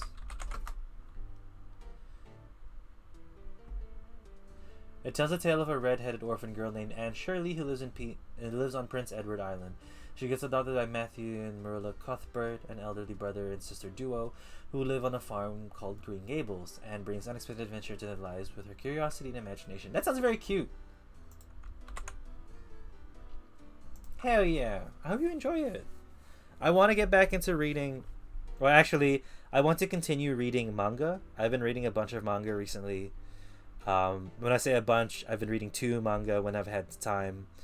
And I'm currently reading, let me pull it up. I can never remember the name, like the Japanese name. Where is my manga reader? I'm currently reading Shumatsu no Valkyrie. What's the English version? Fucking forgot. Record of Ragnarok, and then Way of the House Husband. Tokushifudu. Whatever. I messed it up. I also bought the old Frankenstein story, though. Nice. Are you reading... Yes, you're reading the classic version. So you're reading the old books. Hell yeah. I'm gonna head out. I gotta do some editing, but thank you for letting me tune in. Oh, thank you for tuning in, Colorfully Minded. Hope your editing goes well. Hope you continue streaming and it going for fun. And wish me luck. Hopefully I don't do anything stupid in court. Well, thanks. I hope you have a good time. Thanks for coming by. Yeah, I want to get more into reading and I want to get more into just doing things. Okay, hold on. Let me present you this lovely man's face. You can do this. Keep streaming. I will try. I was wondering about this photograph. Where did you get that? Give it back at once. I'm sorry to have taken it without your knowledge, but I have to know. Who is this man? He was most likely in April May's room the night of the murder. What's that you say? Are you quite sure, my boy? What's him so flustered? I beg your pardon, but I must ask you to leave. I need to be alone. He's fallen silent as a stone. A rather large stone. Guess I should return that photo. Wow. Photograph returned to Mr. Grossberg. Okay, I think we're done. Might just check it one more time. Okay, so there's nothing here. Okay, Blue Corp it is. The painting! It's a very nice one. What's with the surreal decor? Oh, what's his voice? Welcome, please furnish me with the title of your personage. What the? Oh, okay, hold on. I just have to feel his voice. Your name? What is your name? I was just inquirably asking the title that you go by. Wright? Phoenix Wright. Inquirably? Mr. Wright, is it? Right, I see. Splendiferous. Perhaps I have intimidated you with my giantesque vocabulary. What the fuck is this? What the fuck's up with this dude? I'm Red White, CEO of the Blue Corp. You know, corporate expansion official? My business dealings brings me in contact with an elite of the elite. So I'm afraid I'm not used to conversing with the wordily challenged, or mentally. Well, I'm challenged. What a fruitcake. Let me guess. You're an attorney fresh out of law school, are you not? That's the only explanation for why you would come to me like this. What does he mean by that? No matter. So, what business does a mighty lawyer have with a man such as myself? Yipes, this guy's arrogance is a meter off the scale.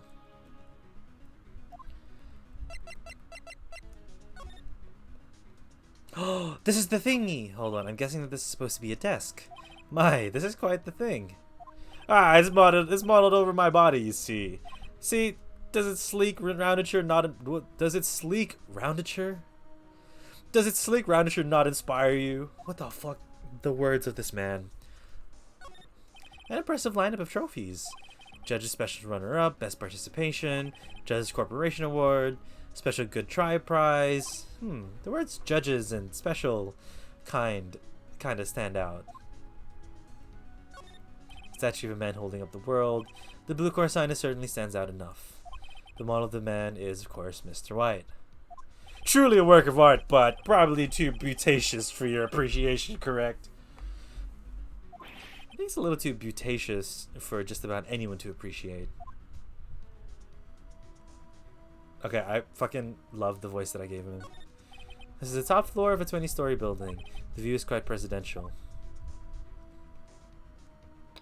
Before we touch the painting.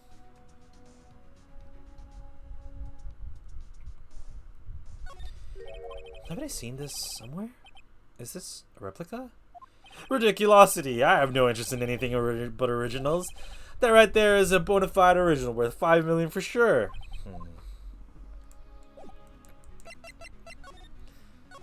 Miss May is an employee of Blue Corps, is she not?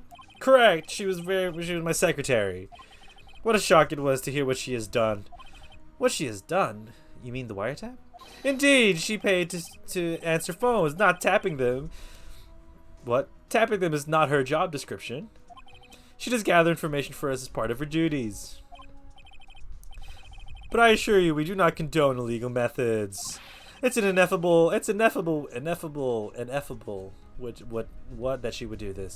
It sounds like he's trying to turn Miss May into a scapegoat. On the night of the murder, were you in April May's hotel room? Who can say? I seldom pay attention to mundane details such as time and place. My motto is, don't worry, be happy. Still, Mr. White, the hotel bellboy has stated in the record that he does remember you very clearly. No matter, the bellboy can say what he pleases. I still won't talk to you. If you want me to speak, put me on the witness stand. Although, I doubt you'd be capable of doing that. I mean, I can do that. Why did the prosecution call him as a witness? Why didn't? You should have seen the same thing as April May. Oh, ha! Well, the police, the courts. To me, they're mere toys. Playthings for my amusement. What kind of company is Blue Corps anyway? Ah, well, excellent question, my boy. We buy and sell various kinds of information. We are a company of the future, you might say. We are the future. Sell information. In just 10 years, I've built this business up into the grand office you see now. Ah, in case you were wondering, Blue Corps was named after the color blue. but there's no fucking blue in this place at all. There's maybe diamond blue. I read white of blue core. Founder, the CEO, named it so. And why, you ask? Because I like the color blue, of course. Fantabulistic, is it not? There's something that's been bothering me. Yeah, what that might be. That big painting on the wall over there. I've seen it before. When did you get it? Say, when did you get that painting? No idea. I forgot. I've seen that painting before. Yesterday, in fact. Why do I find that painting here today?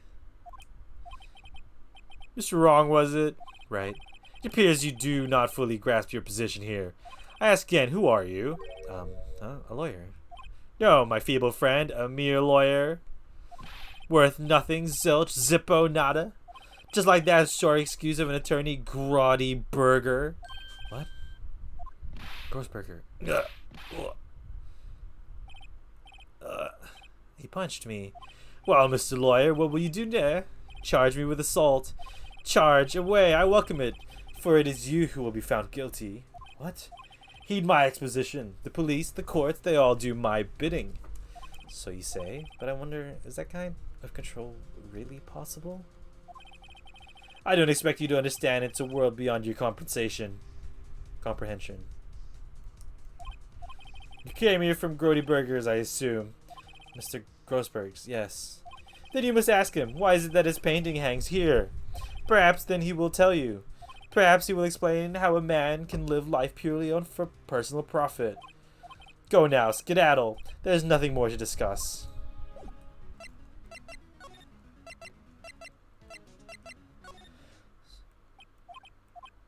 Huh? I don't think he's noticed me standing here. Maybe I should clear my throat. Jumping Jephthah, Jehovah's. I lost my J words. Oh, you. What's wrong? What's wrong? You look so pensive, like an old man at the end of his days. I'm not senile yet. I was just thinking about this whole mess. Something's really bothering him. That much is clear.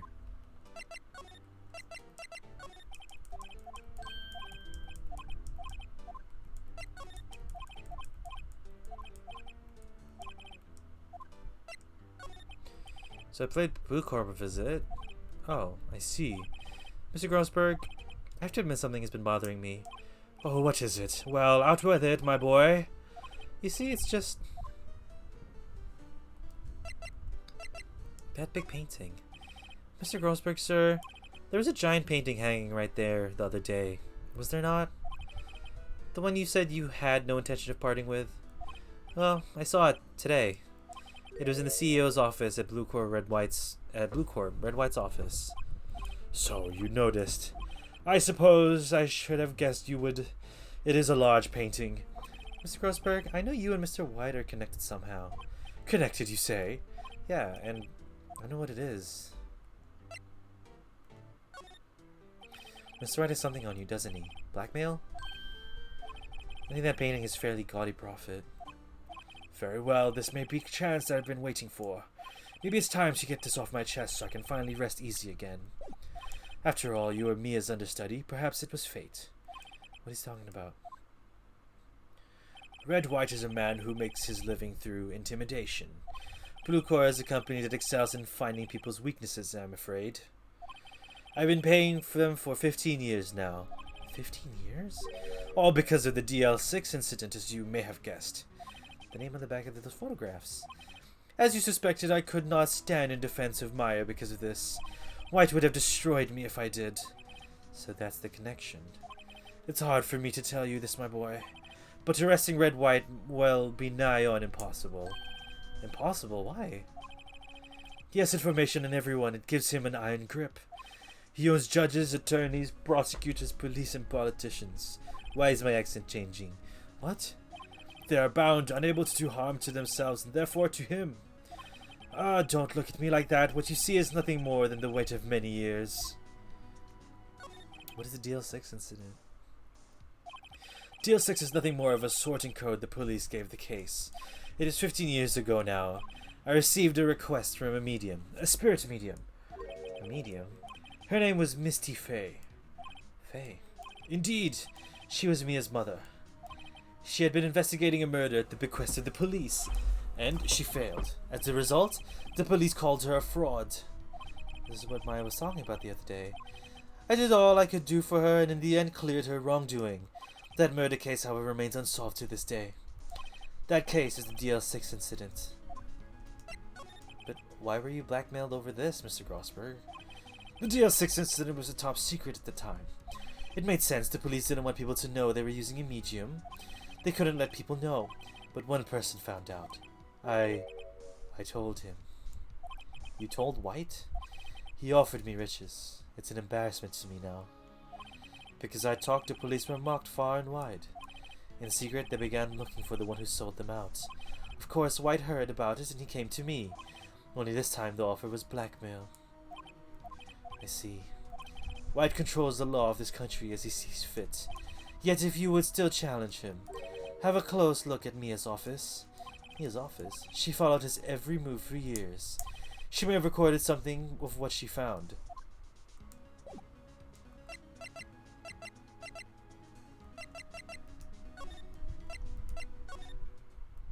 It's funny looking at the room, it seems so normal. Hard to imagine a murder took place here. Mr. Grossberg said there would be clues. Maybe I should have another look.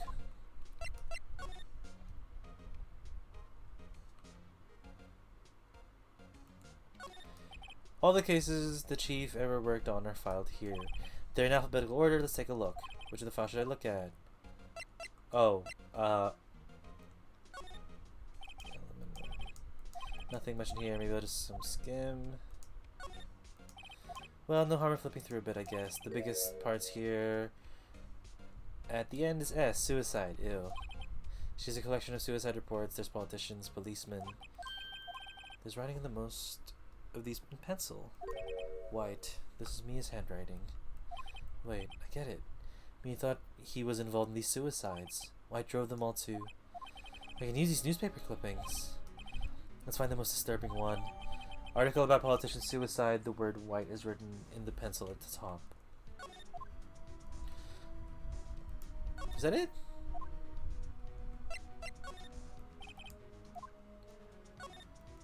What's the current file? A, B, Misty Faye. That's Mia and Maya's mother. Should I take a look? Read it, yeah. I've tarnished the Faye name, leaving only these words: my mother vanished. I was determined to find the ones who had made my mother blame herself in this way. Using the power that runs in my family, I held an audience with the dead. Finally, the names of two men surfaced. One was Marvin Grossberg, a lawyer who sold my mother's information for riches. The other was the man who sold that information to the press. This parasite, who makes his fortune in threats and coercion, his name is... The record stops there. So Mia knew Grossberg. Yes! We're not gonna stop. Oh, I know. White. The entire W section is missing. Was it taken?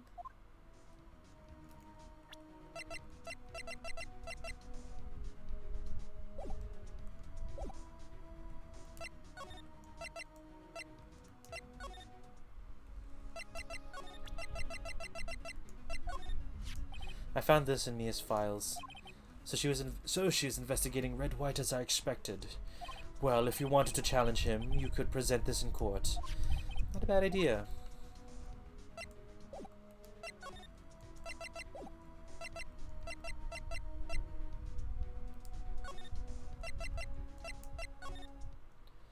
Well, aren't you persistent? Sorry, but there's something I have to ask you.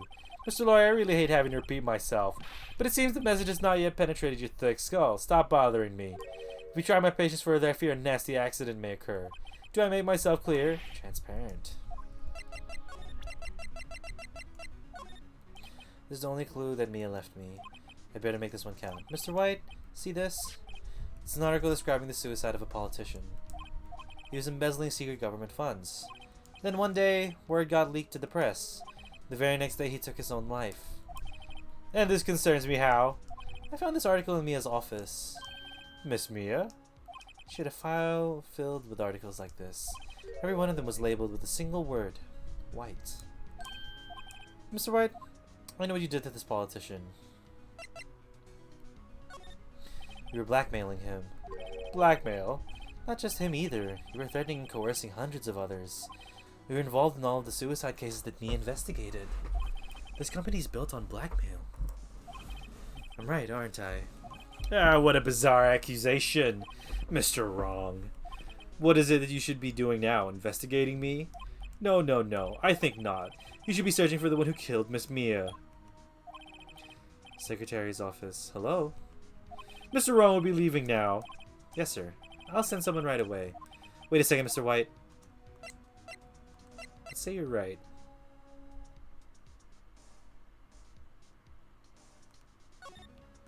You're absolutely right. I should be looking for the killer now. And actually, I've done better. I found him. He's sitting right in front of me. Just what are you insinuating? Mia was onto you. She was keeping tabs. For this reason, you had April May taping her phone. Then, Mia was murdered and all the documents about you mysteriously disappeared. So, the culprit would be... Even a child could work it out, Mr. White. You did it. Secretary's office? We won't be needing an escort for Mr. Wrong. Instead, please connect me to a public prosecutor's office. Of course, sir. One moment, please. White, that you? What are you doing calling me like the time like this? Hello, Chief Prosecutor. I've changed my mind. I want to testify tomorrow. What's this about? The Mia Fey case. I witnessed the murder, you see. And thus a very important witness I would like to testify. What? Why now? I thought you said you didn't want to go to court. Quietude. What? Quietude. I told you I changed my mind, didn't I? Oh, and one other thing. Send the police over here right away. The man is standing right in front of me. He looks dazed, but could be violent. What? What man? Are you even listening? The executioner, the hatchet man, the liquidator, the killer man. What? Mr. White, this isn't another one of those... Chief Prosecutor, I don't believe you are in a position to freely offer your opinion to me, correct? I'm telling you to send the police now. Did I not tell you, Mr. Wrong? You are a mere lawyer. As was Miss Mia. How dare you? I'll point the finger at you and you'll be tried as Miss Mia's killer. The case is as good as settled. No lawyer anywhere will defend you. I have friends in the local lawyers association, you see. You'll be given a lawyer so stupendously inept that they make even you look competent. I feel faint. Detective Gumshoe reporting, sir. Ah, Butts, Harry Butts. Right, actually, Phoenix Wright, and my friend's name is Larry. Wait, Wright, actually. Phoenix Wright. My friend's name is Larry? Ah, right, sorry, pal. Butts was the murderer, right? Detective Gumshoe, I present to you the man who killed Miss Mia Fey. What? Take this despicable human into custody. Farewell, Mr. Wrong. Detention Center, visitor's room. I can't believe it's only been a day since the first trial. My trial begins tomorrow. White's going to set a trap for me. And the prosecution will be in on it, of course. Edgeworth included. My attorney was assigned to me by the state yesterday. I refused. I had an idea. Right. Mr. Wright? Oh, Maya. Great. They let you out of detention. Just now, yes. All that thanks to you. Now I'm afraid we switched places. What? You mean you? I explained what had happened to Maya. I don't believe it.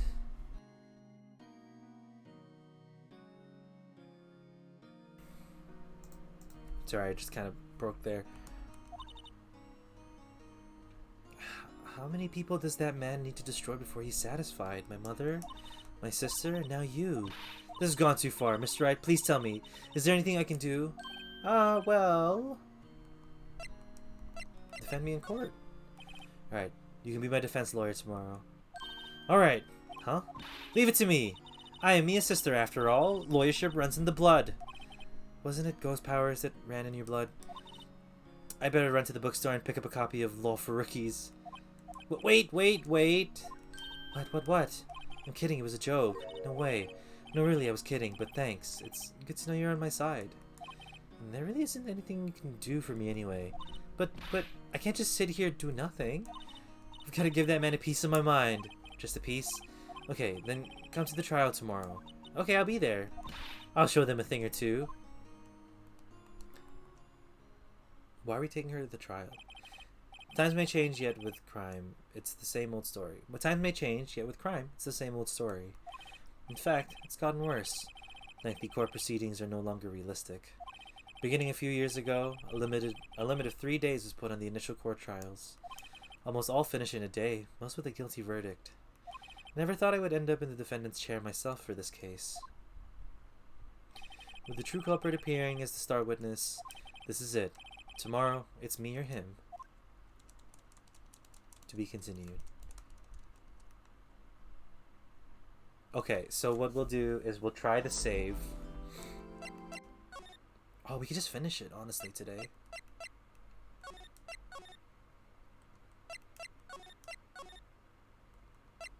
Cool.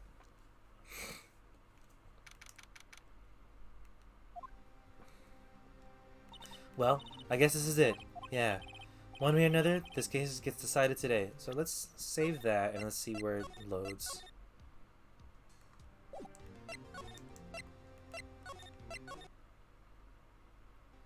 Oh, nice. It saves like on the spot. Okay, okay. Cool, cool, cool, cool, cool. That's good. Phoenix, look. Prosecutor Edgeworth. I received a call from Chief how does he object? Objection. Objection. I received a call from the Chief Prosecutor's office yesterday. I was told that whatever Mr. White says today, it'll be the absolute truth. No matter how you try to attack his testimony. If I raise an objection, I have it on good faith that the judge will listen to me. What does White have to judge? Wait, what? What? Does White have the judge in his pocket too? So you're saying I'm going to be guilty. End of story? I will do anything in my verdict, Mr. Wright. Anything. Why? Why? How can you torment an innocent person like this? Innocent? How can we know that? The guilty will always lie to avoid being found out. There's no way to tell who is guilty and who is innocent. All I can hope to do is get every defendant declared guilty. So I make that my policy. Edgeworth, you've changed. Phoenix, you know him? Don't expect any special treatment, Phoenix, right? Phoenix, well, court will be starting soon. What are our records? May's testimony, floor plans. We don't have anything else. We don't have anything else!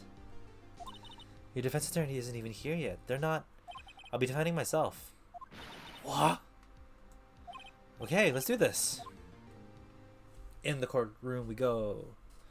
September 9, 10 a.m. Courtroom number 1.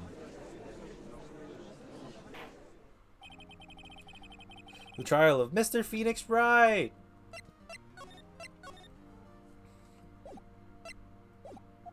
The prosecution is ready, Your Honor. Let's load and see. Nice. Oh, it's perfectly done. Alright, cool, cool, cool. The prosecution is ready, Your Honor. The defense is ready, Your Honor. Mr. Wright, are you sure you're up to doing this? Yes, Your Honor, I will be defending myself. Understood. Very well, Mr. Edgeworth, your opening statement, please. As the details of the event are already quite clear to the court, today we will hear the testimony of a witness to the defendant's crime. I see. The prosecution may call its witness. That went far too smoothly. Why didn't the judge ask Edgeworth why his witness didn't testify before? It's like he already knows why. Who is going to raise an objection about this? It's me.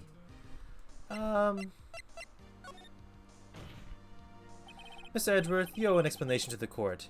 Why didn't the witness testify in a trial against Miss Maya Fey?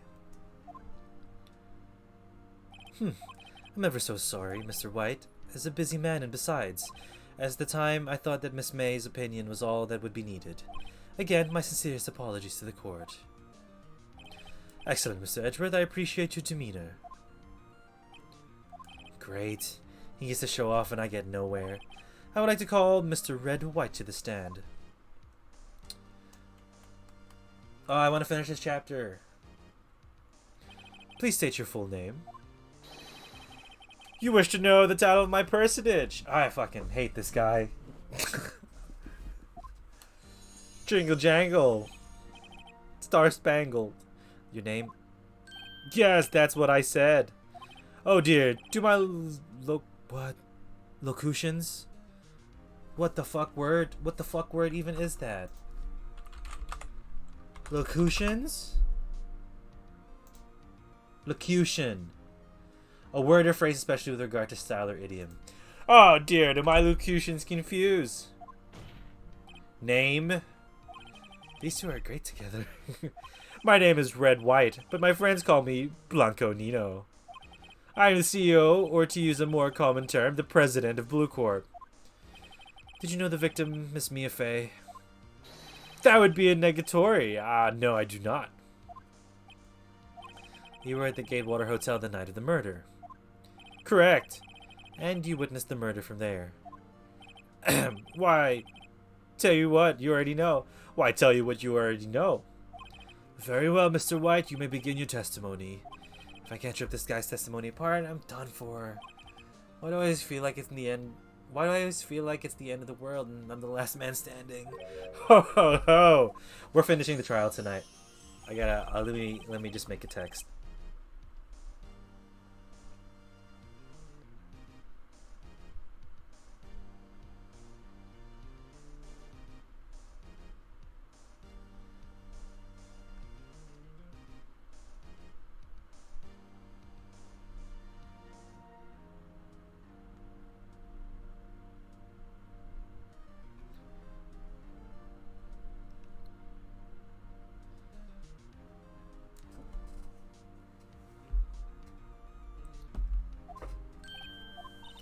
Let him have it, Phoenix. Alright. The witness's testimony. Here we go. Let's see. It was about 9, I believe. I was quietly pursuifying. Oh my god.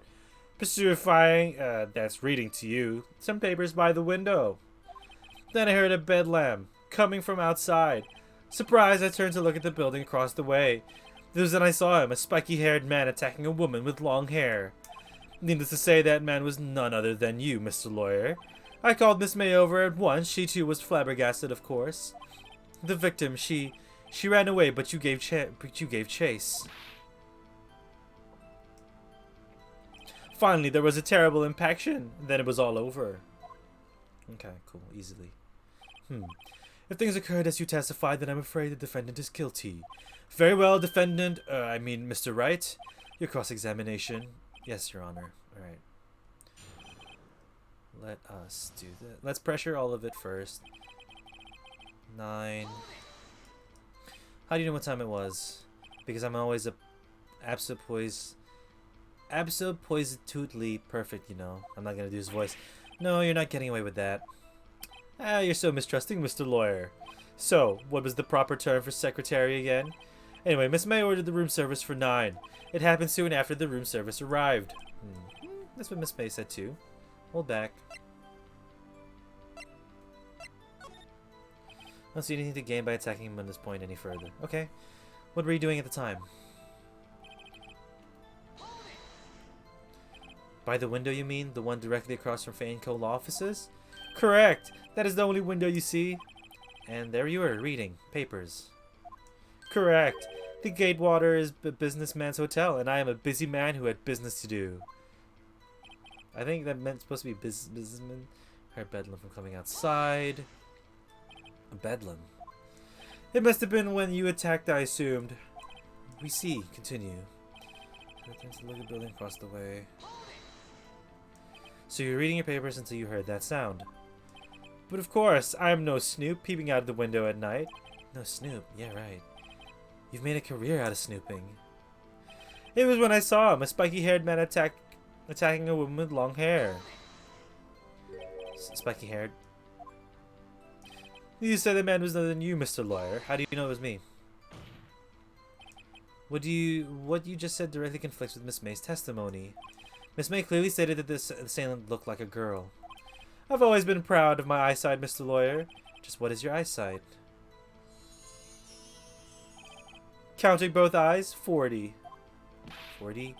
Don't add them together. I think the witness is trying to say he is good. His eyesight is good. Hey, whose side is the judge on anyway? And what did you do then?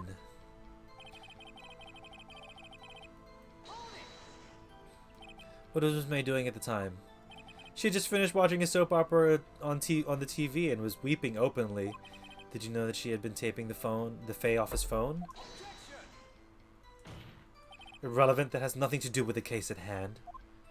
I care not. I will answer the lawyer's bold inquiry. Miss May was acting alone when she taped the phone of this Fae woman. You make a good politician, Mr. White. Oh, I know. After all, I am El Presidente. I want to punch him. Please continue. The victim, she ran away, but you gave chase. Where did she run? Can you be a little more detailed about that?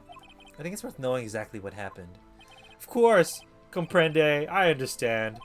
The victim was attacked by you and ran to the left. You gave chase and struck her down. You sure? As you know, I'm always absolutely perfect. Perhaps you could change your testimony to reflect this new detail. The victim ran to the left and you gave chase. Hell yeah! Wait right there, Beach. Mr. White, you dug your own grave. What is this? What is this? You said the victim ran to the left. But that directly contradicts Miss May's testimony. She clearly stated that the victim ran right. Oh, haha, it's simple. You have misheard her. I think not. Look at the floor plans. The killer was here, and the victim here. If the victim ran to the left, as you claim she did, she would have been running directly away from the door. She would have been running into a dead end. You don't find that odd? Ah! Very strange. I did see her run to the left, I did. Phoenix, look at his face. I don't think he's lying about this one. True. Maybe he really did see the victim run left. So he did witness the killing. Wait a second. Mr. Wright. Yes, Your Honor. Miss May says right and Mr. White says left. Can you explain the contradiction to the court? Both are correct. No, fuck! What? No. Why did it go up? Oh my god.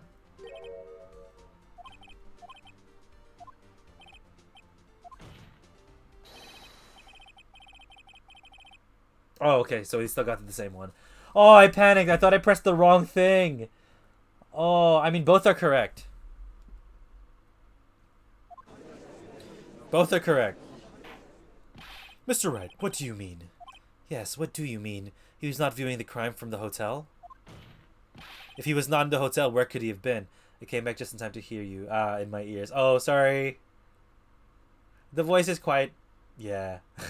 Sorry. I panic. In the law offices of Fae & Co., of course. More specifically, he was standing here. Time to show the court where he was standing.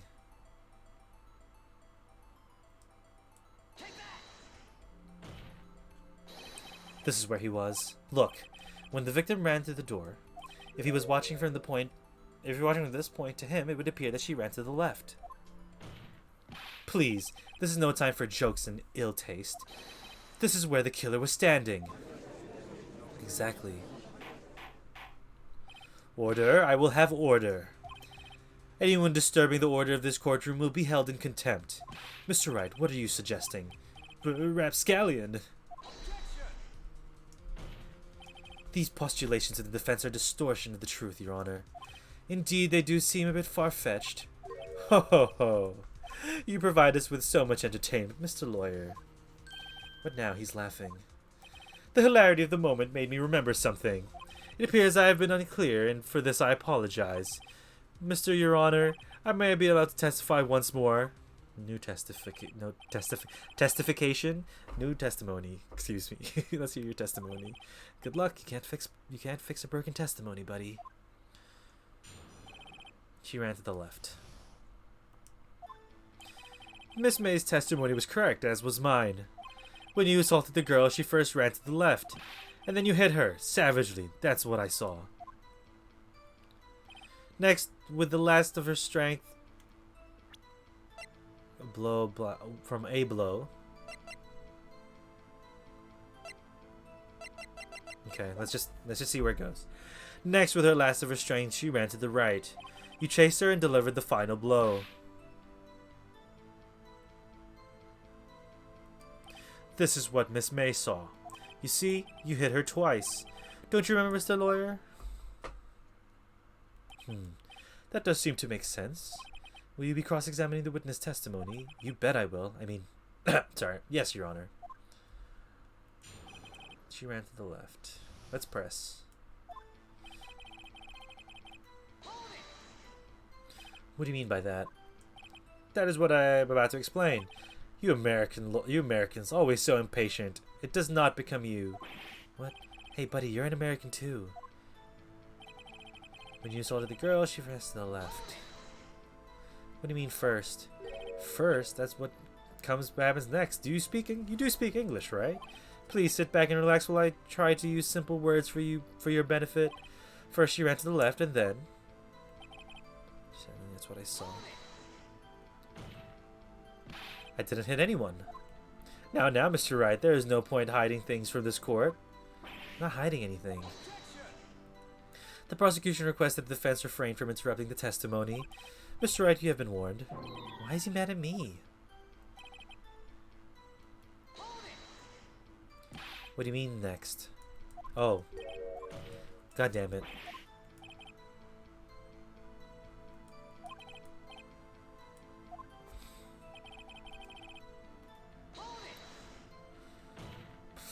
Stop saying it was me. No.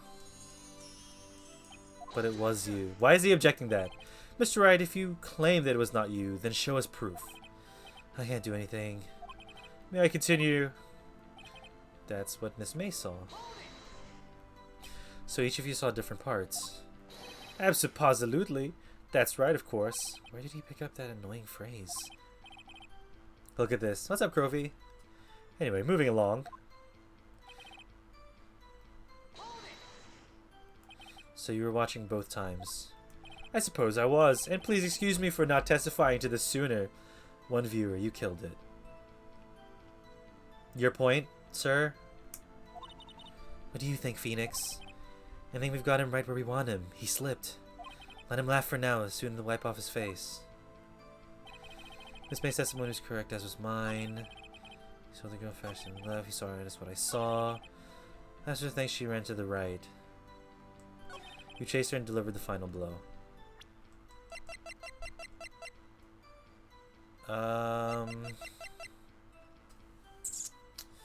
Let's see.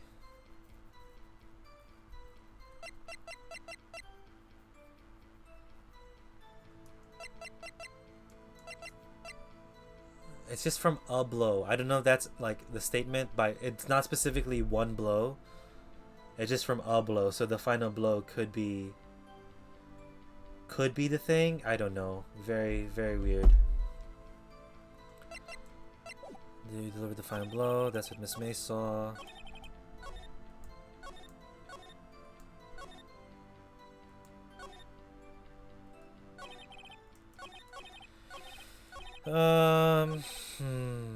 You hit her twice.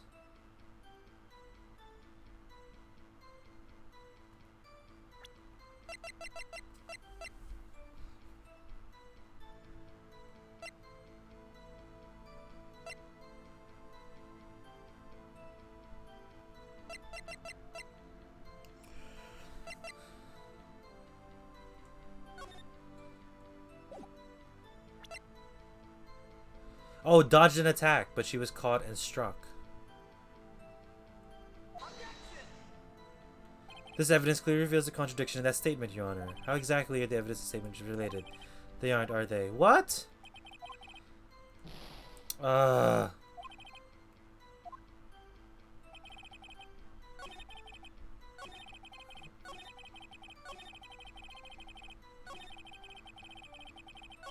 And then you hit her savagely, that's what I saw. But she dodged an attack.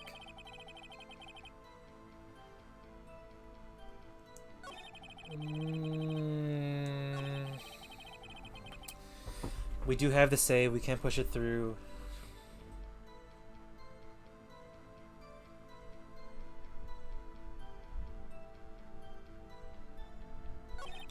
Then you hit her savagely, that's what I saw.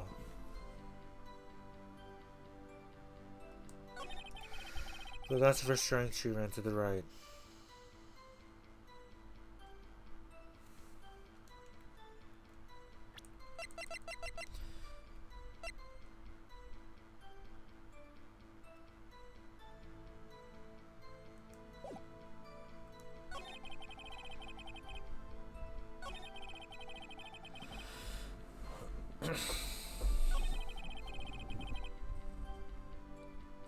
Man, I'm not sure what to present.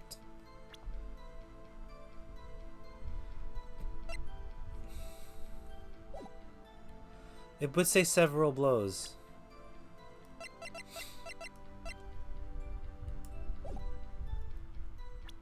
Okay, let's try that. Ran to the left, and you hit her savagely, that's what I saw. Next, with the last of her strength, she ran to the right. You chased her and delivered the final blow. That's what I say. You see, you hit her twice. Oh, come on, sorry.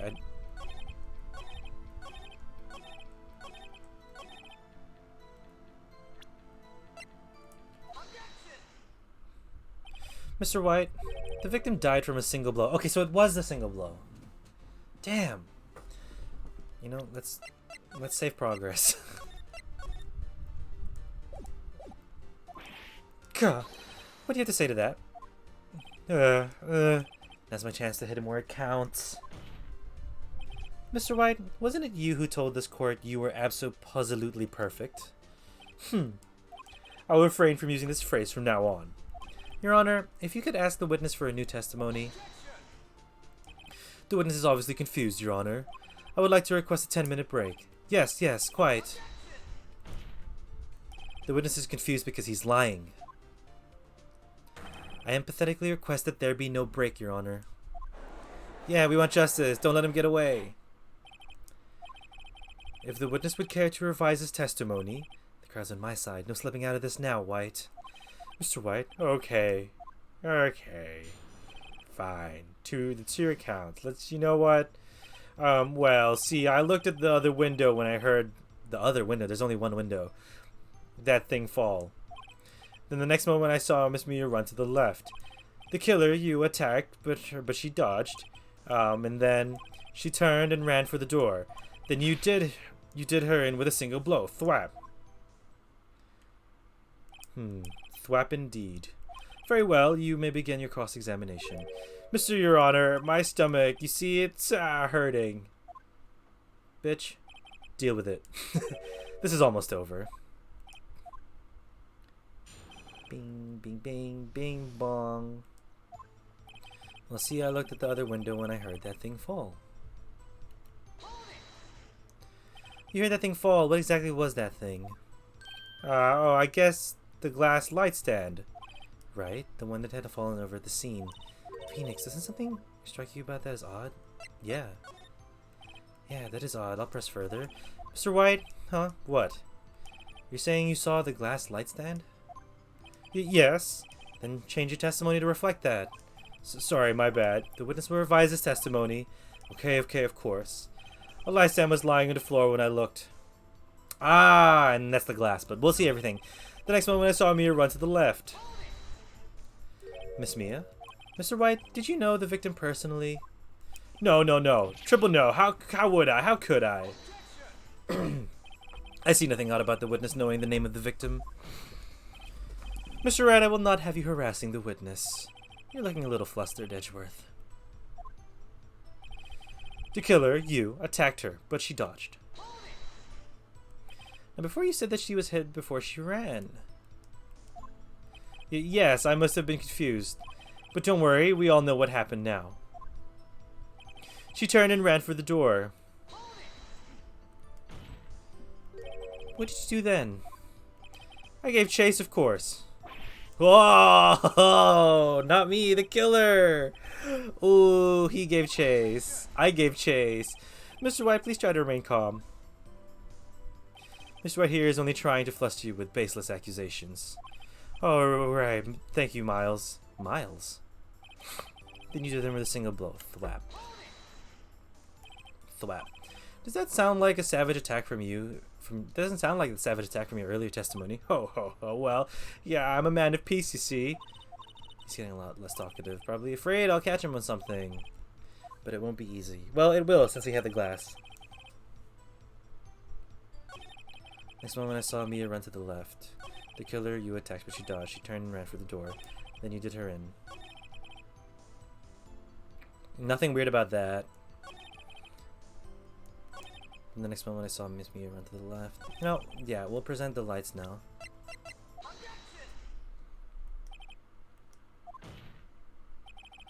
There's a possibility for you to have seen the light stand. What? The stand broke into pieces when it fell. Just by seeing the broken pieces, you would have no idea it was a light stand. So tell me exactly when was it that you saw the stand? Answer the question. Isn't it obvious? I saw the stand before it fell over. So, you saw the stand before the victim was attacked then? Correct, that would be no problemo, right? Big problemo. There's a big problemo, problem here. What problem is this? Mr. Wright, let me make sure I have this straight. You saw the glass light stand through the window from the hotel before the incident occurred. Correct, that is so. It's conclusive, definitive, undeniable, unimpeachable. No, it's impossible. You couldn't have seen the stand. Because of the painting. Sorry, because of the window. I sure do, Your Honor. The person in the hotel could have not seen the stand before it fell over. Because if you have a look here, the stand was broken and down there. Take that! Look at this. These are floor plans, the scene of the murder, yes? Correct, Your Honor. Now look. If you were to look through the window at the office, this is the area you would be able to see. Here. Well, note that the stand is not within the visible area. Well, Mr. White? What do you have to say to that? Ridiculosity. Mr. White, if you were in the Gatewater Hotel, as you claim, you could not have seen the stand before it fell over. In fact, you wouldn't even have been able to see it after it fell either. There's no way you could have recognized the broken shards as a glass light stand. So, when did you see the stand, Mr. White? It must have been the moment that it fell. And the only place you could have seen that from is inside the Fey Law offices. In other words, you were the scene of the crime when the murder took place. And he's gone.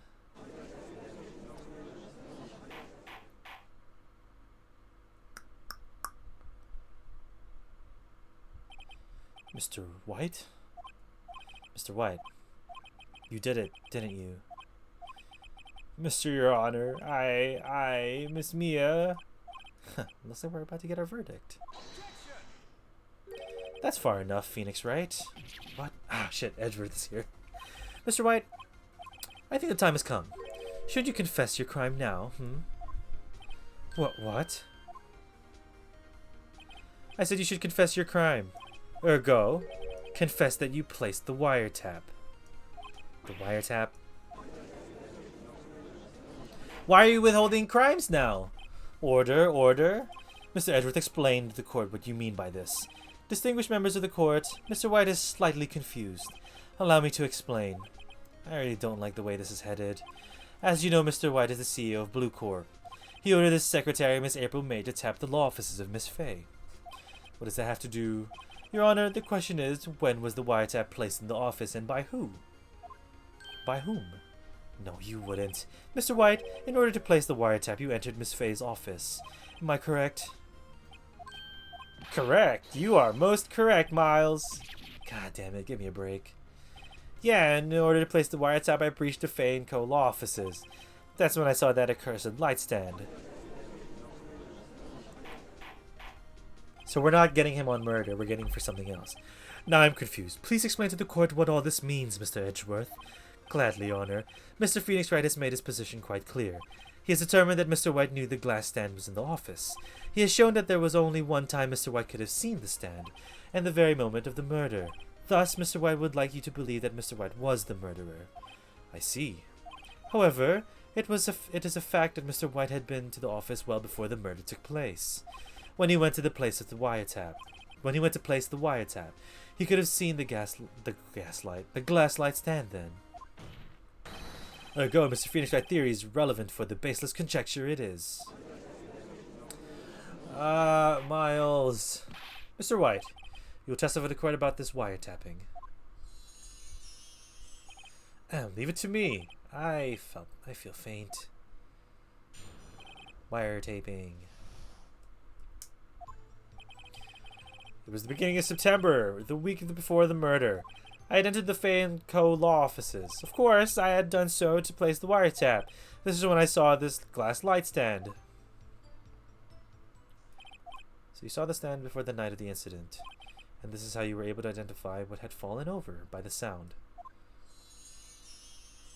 Correct, that is right. I see, very well, Mr. Wright. You may cross-examine. What the fuck am I cross-examining? I guess the date? The beginning of September, the week before the murder. Do you have proof? Miss April May knew the details of Miss April May knew the details of Miss Faye's phone conversation. This proves that the wiretap was placed before the murder. Yeah, that's true. I had entered the Fay & Co. law office. Was it really you that went into the office, or was it Miss May? Unidentified fingerprints several days old were found in the Fay & Co. law offices. Those were obviously Mr. White's. And if I know Edgeworth, he's already run a check on those prints. Mr. Wright, tell us why you went to the Fay & Co. law offices. I done so to place the wiretap. Why did you need to place the wiretap? Why did you tap Mia's phone? This has no bearing on your current case, Your Honor. Blue Car is a detective agency of sorts. We have a responsibility to protect client confidentiality by doing crime. Why did you notice something as innocuous as a light stand? Innocuous as a light stand. The light stand was made entirely out of glass. It was quite stylish, so I guess it made a lasting impression on me. Such a beauteous thing doesn't deserve attention, does it not? Damn it, there's nothing for me to press on him. Oh well, maybe he's rattled enough that I can bluff something out of him. What? We're not gonna bluff anything.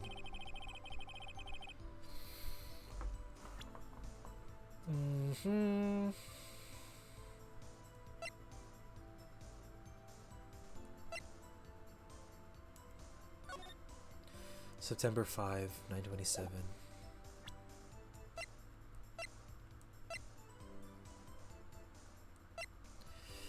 Department store receipt with letters written in blood on the back.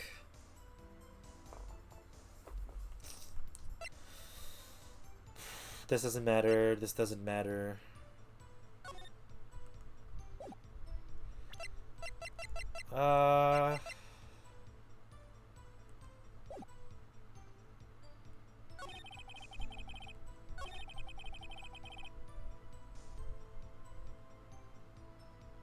Oh, because it was in Miss May's room.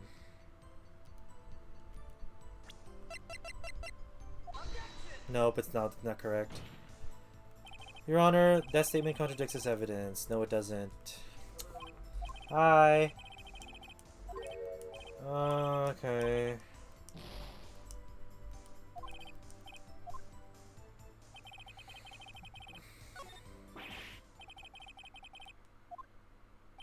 Tisk tisk.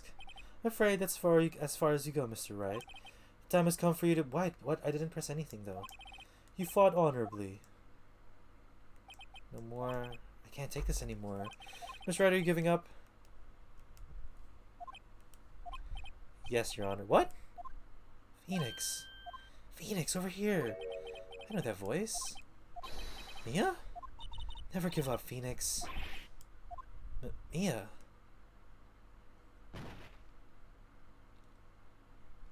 And we passed out. Lol. Where am I? The waiting lobby? What happened? Oh, right. I lost the trial. I was hallucinating. Ah, you're finally awake. Ah! We can see the ghost. Hey, Phoenix! Ah, that's no way to greet an old friend. Phoenix, I want you to look at me.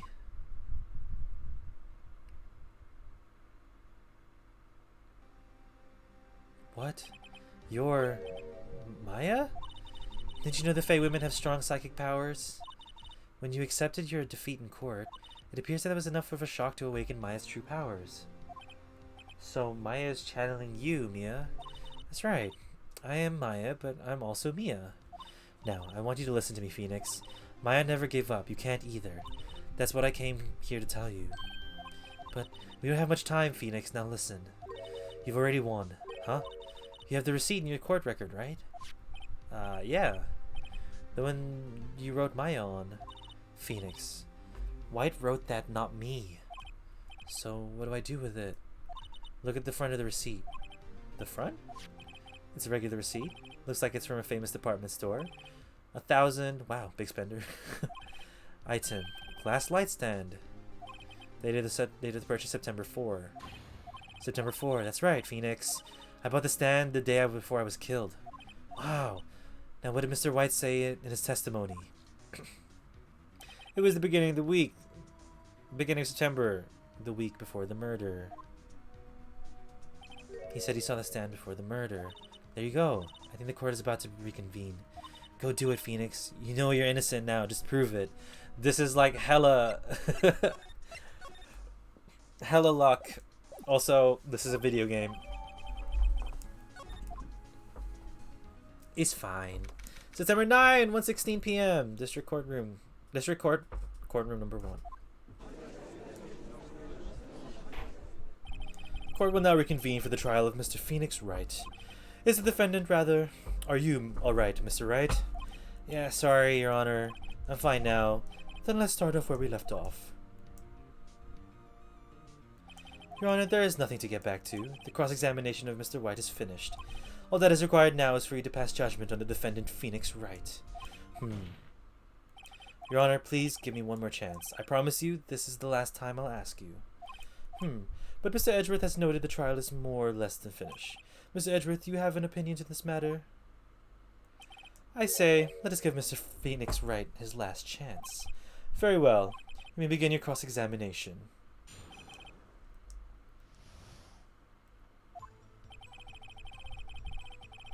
So I guess we just present it, right?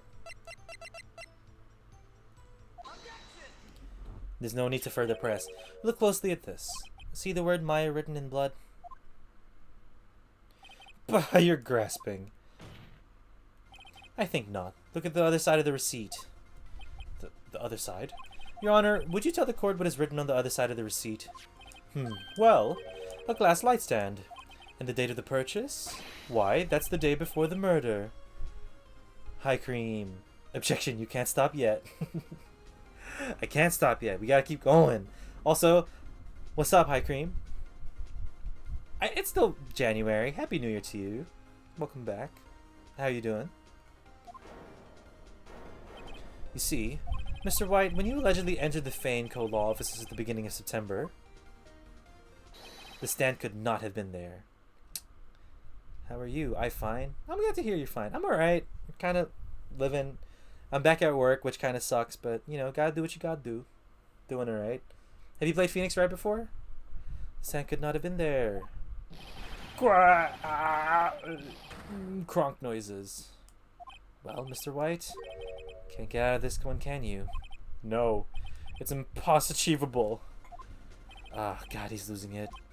Well, Your Honor, I understand there must be quite a bit of pressure on you. But I think you'll agree you can't judge me guilty under these circumstances. Very well. Then that is all for the trial of... Why are the villains so weird? I don't know. I like it. I really like it. It helps to just add to the drama of it. Not so fast, Phoenix Wright. Ah, what? No, he can worm his way out of this one. Oh wait, I forget. It's Edgeworth. There is a certain thread of logic to the defendant's claims. However, there is no concrete proof that Phoenix Wright is innocent. Ergo, I would like to request one more day before Phoenix Wright is granted his freedom. I need time to make one more inquiry into this matter. Another inquiry? This isn't going to be another one of those updated autopsy reports. This guy just makes up evidence as he pleases. This is bad. Object. Mr. White's guilt is obvious. There is no need to prolong this trial any further. Well, Mr. Edgeworth, If anyone's going to call Mr. White to trial, it would be me, the prosecution. I need a day to ascertain whether these new claims have any basis of factual evidence. I see. Objection denied. We tried. The completion of the trial of Mr. Phoenix Wright will be postponed until tomorrow. There's no telling what will happen if I can't end this now. Edgeworth is sure to come up with something or just make something up. And after Mia showed up to help me and all. Now we can do this. We can do this, we can do this, we can do this. Mr. Your Honor, may I go home? Of course, thank you for your time. God, the witness will stay. Comedy game. It really is. It helps keep things light and serious. Like, the Japanese have a really interesting way of mixing the goofy with the serious. Also, hold on. Is Phoenix Wright?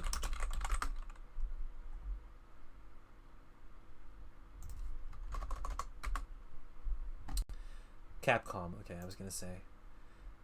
I forgot if they were Capcom or Sega, but then they're also in Marvel vs. Capcom, so that makes sense. Mia?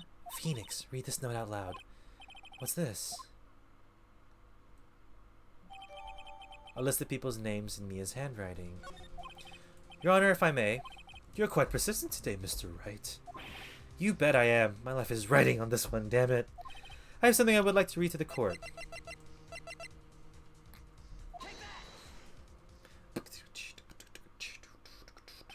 The memo Mia had given to me was a list of names. Many of them sounded strangely familiar. People in finance, famous celebrities. That's when it happened. Stop. Desist. Desist. Desist. Desist. Desist? Stop. Desist. Halt. But please stop. Make him stop. How? How did you get that list? Mr. White, admit your guilt right here, right now. Or else this list will be released to the press. Did she, like, turn into her sister? I thought she was just channeling her sister, not being tall as her. It's weird. Okay, I'm confusion. I confess. I confess. I did it. I hit Miss Mia with the thinker. Case closed, Your Honor. Why the heck the ghost is still here? She not rest in peace? Well, Mia does not rest in peace. Mia does not rest until things are done. But also, I guess, if you can connect with ghosts, that means it's just the afterlife. So in theory, the afterlife is just another state of being in the game. And you know what? It's taken me 25... Well, let's say... When did I start watching wrestling? You know, it's taking me over, like...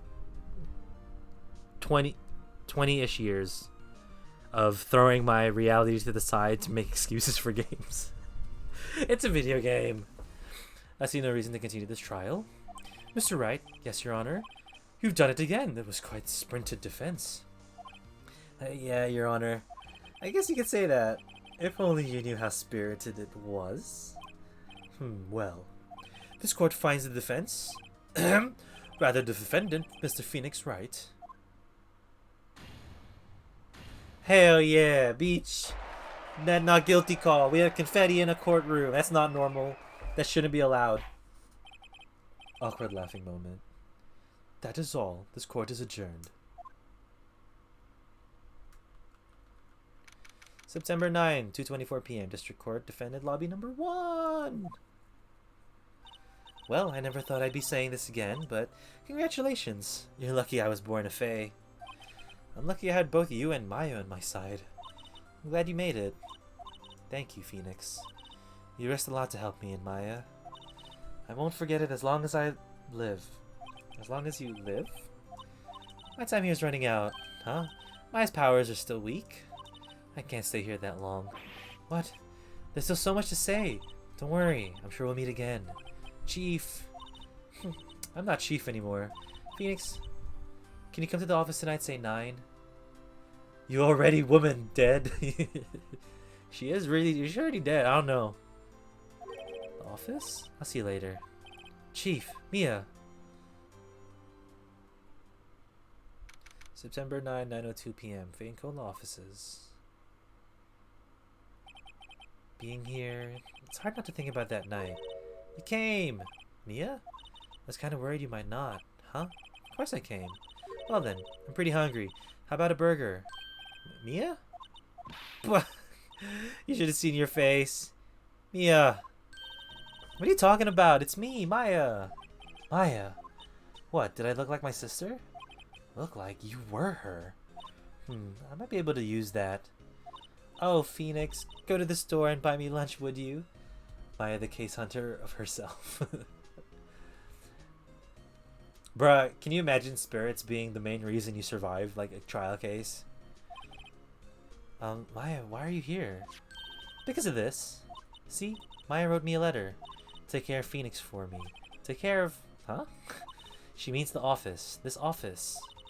Someone has to help with the new Wright & Co. law offices, right? And who better but me, Maya Fey, reporting for duty. Wait, no, on second thought. Let's make this casual. Yo, Nick! Maya here, ready to get down to business. Maybe she changed her soul with her for a moment.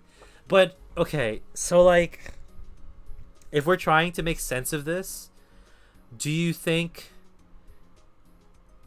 I'll take the soul changing, but do you think Maya has like an ability to control the person, or I guess do spirits in this world have the ability to also tap into the person that they're dealing with? That's why Phoenix saw Mia instead of Maya? Like, is it like a two-way connection thing where like Mia can slap the shit out of Phoenix and then Maya could use her as the medium and they see the same thing? Does that make sense? I don't know if that makes sense. You don't mind me calling you Nick, do you? It's a great name. Mia said that's what your friend Larry calls you. Nick. You know what? This means we're partners. You know, when I think about it, it's Maya's fault I'm here now, but if it wasn't for her, I'd probably be in jail. Wright & Co. law offices. It's got a good ring to it. Yeah. Thanks, Maya.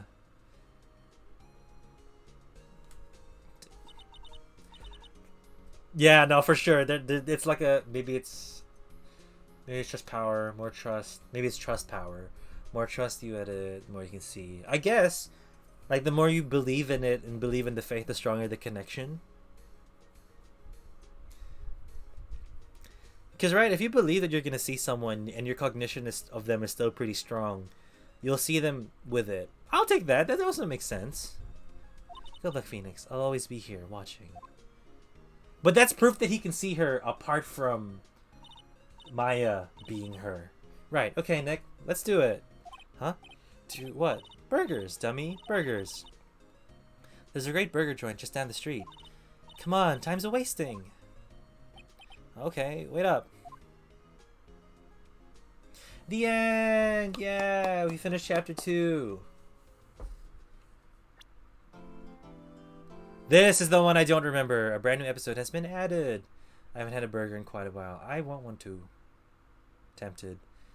If it's still dinner time for you, dude, hell yeah. Either make one or go buy one. Treat yourself. It sounds like you had a rough time, so you can. I would say it's a good time to treat yourself. Let's save. Day 3 of the trial.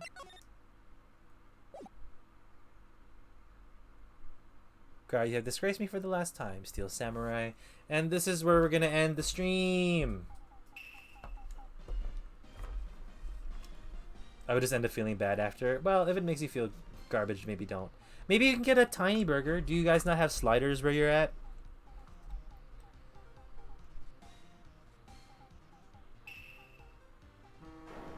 Oh, Jesus. Sorry. Well, samurai moment. I know. I'll let it play out.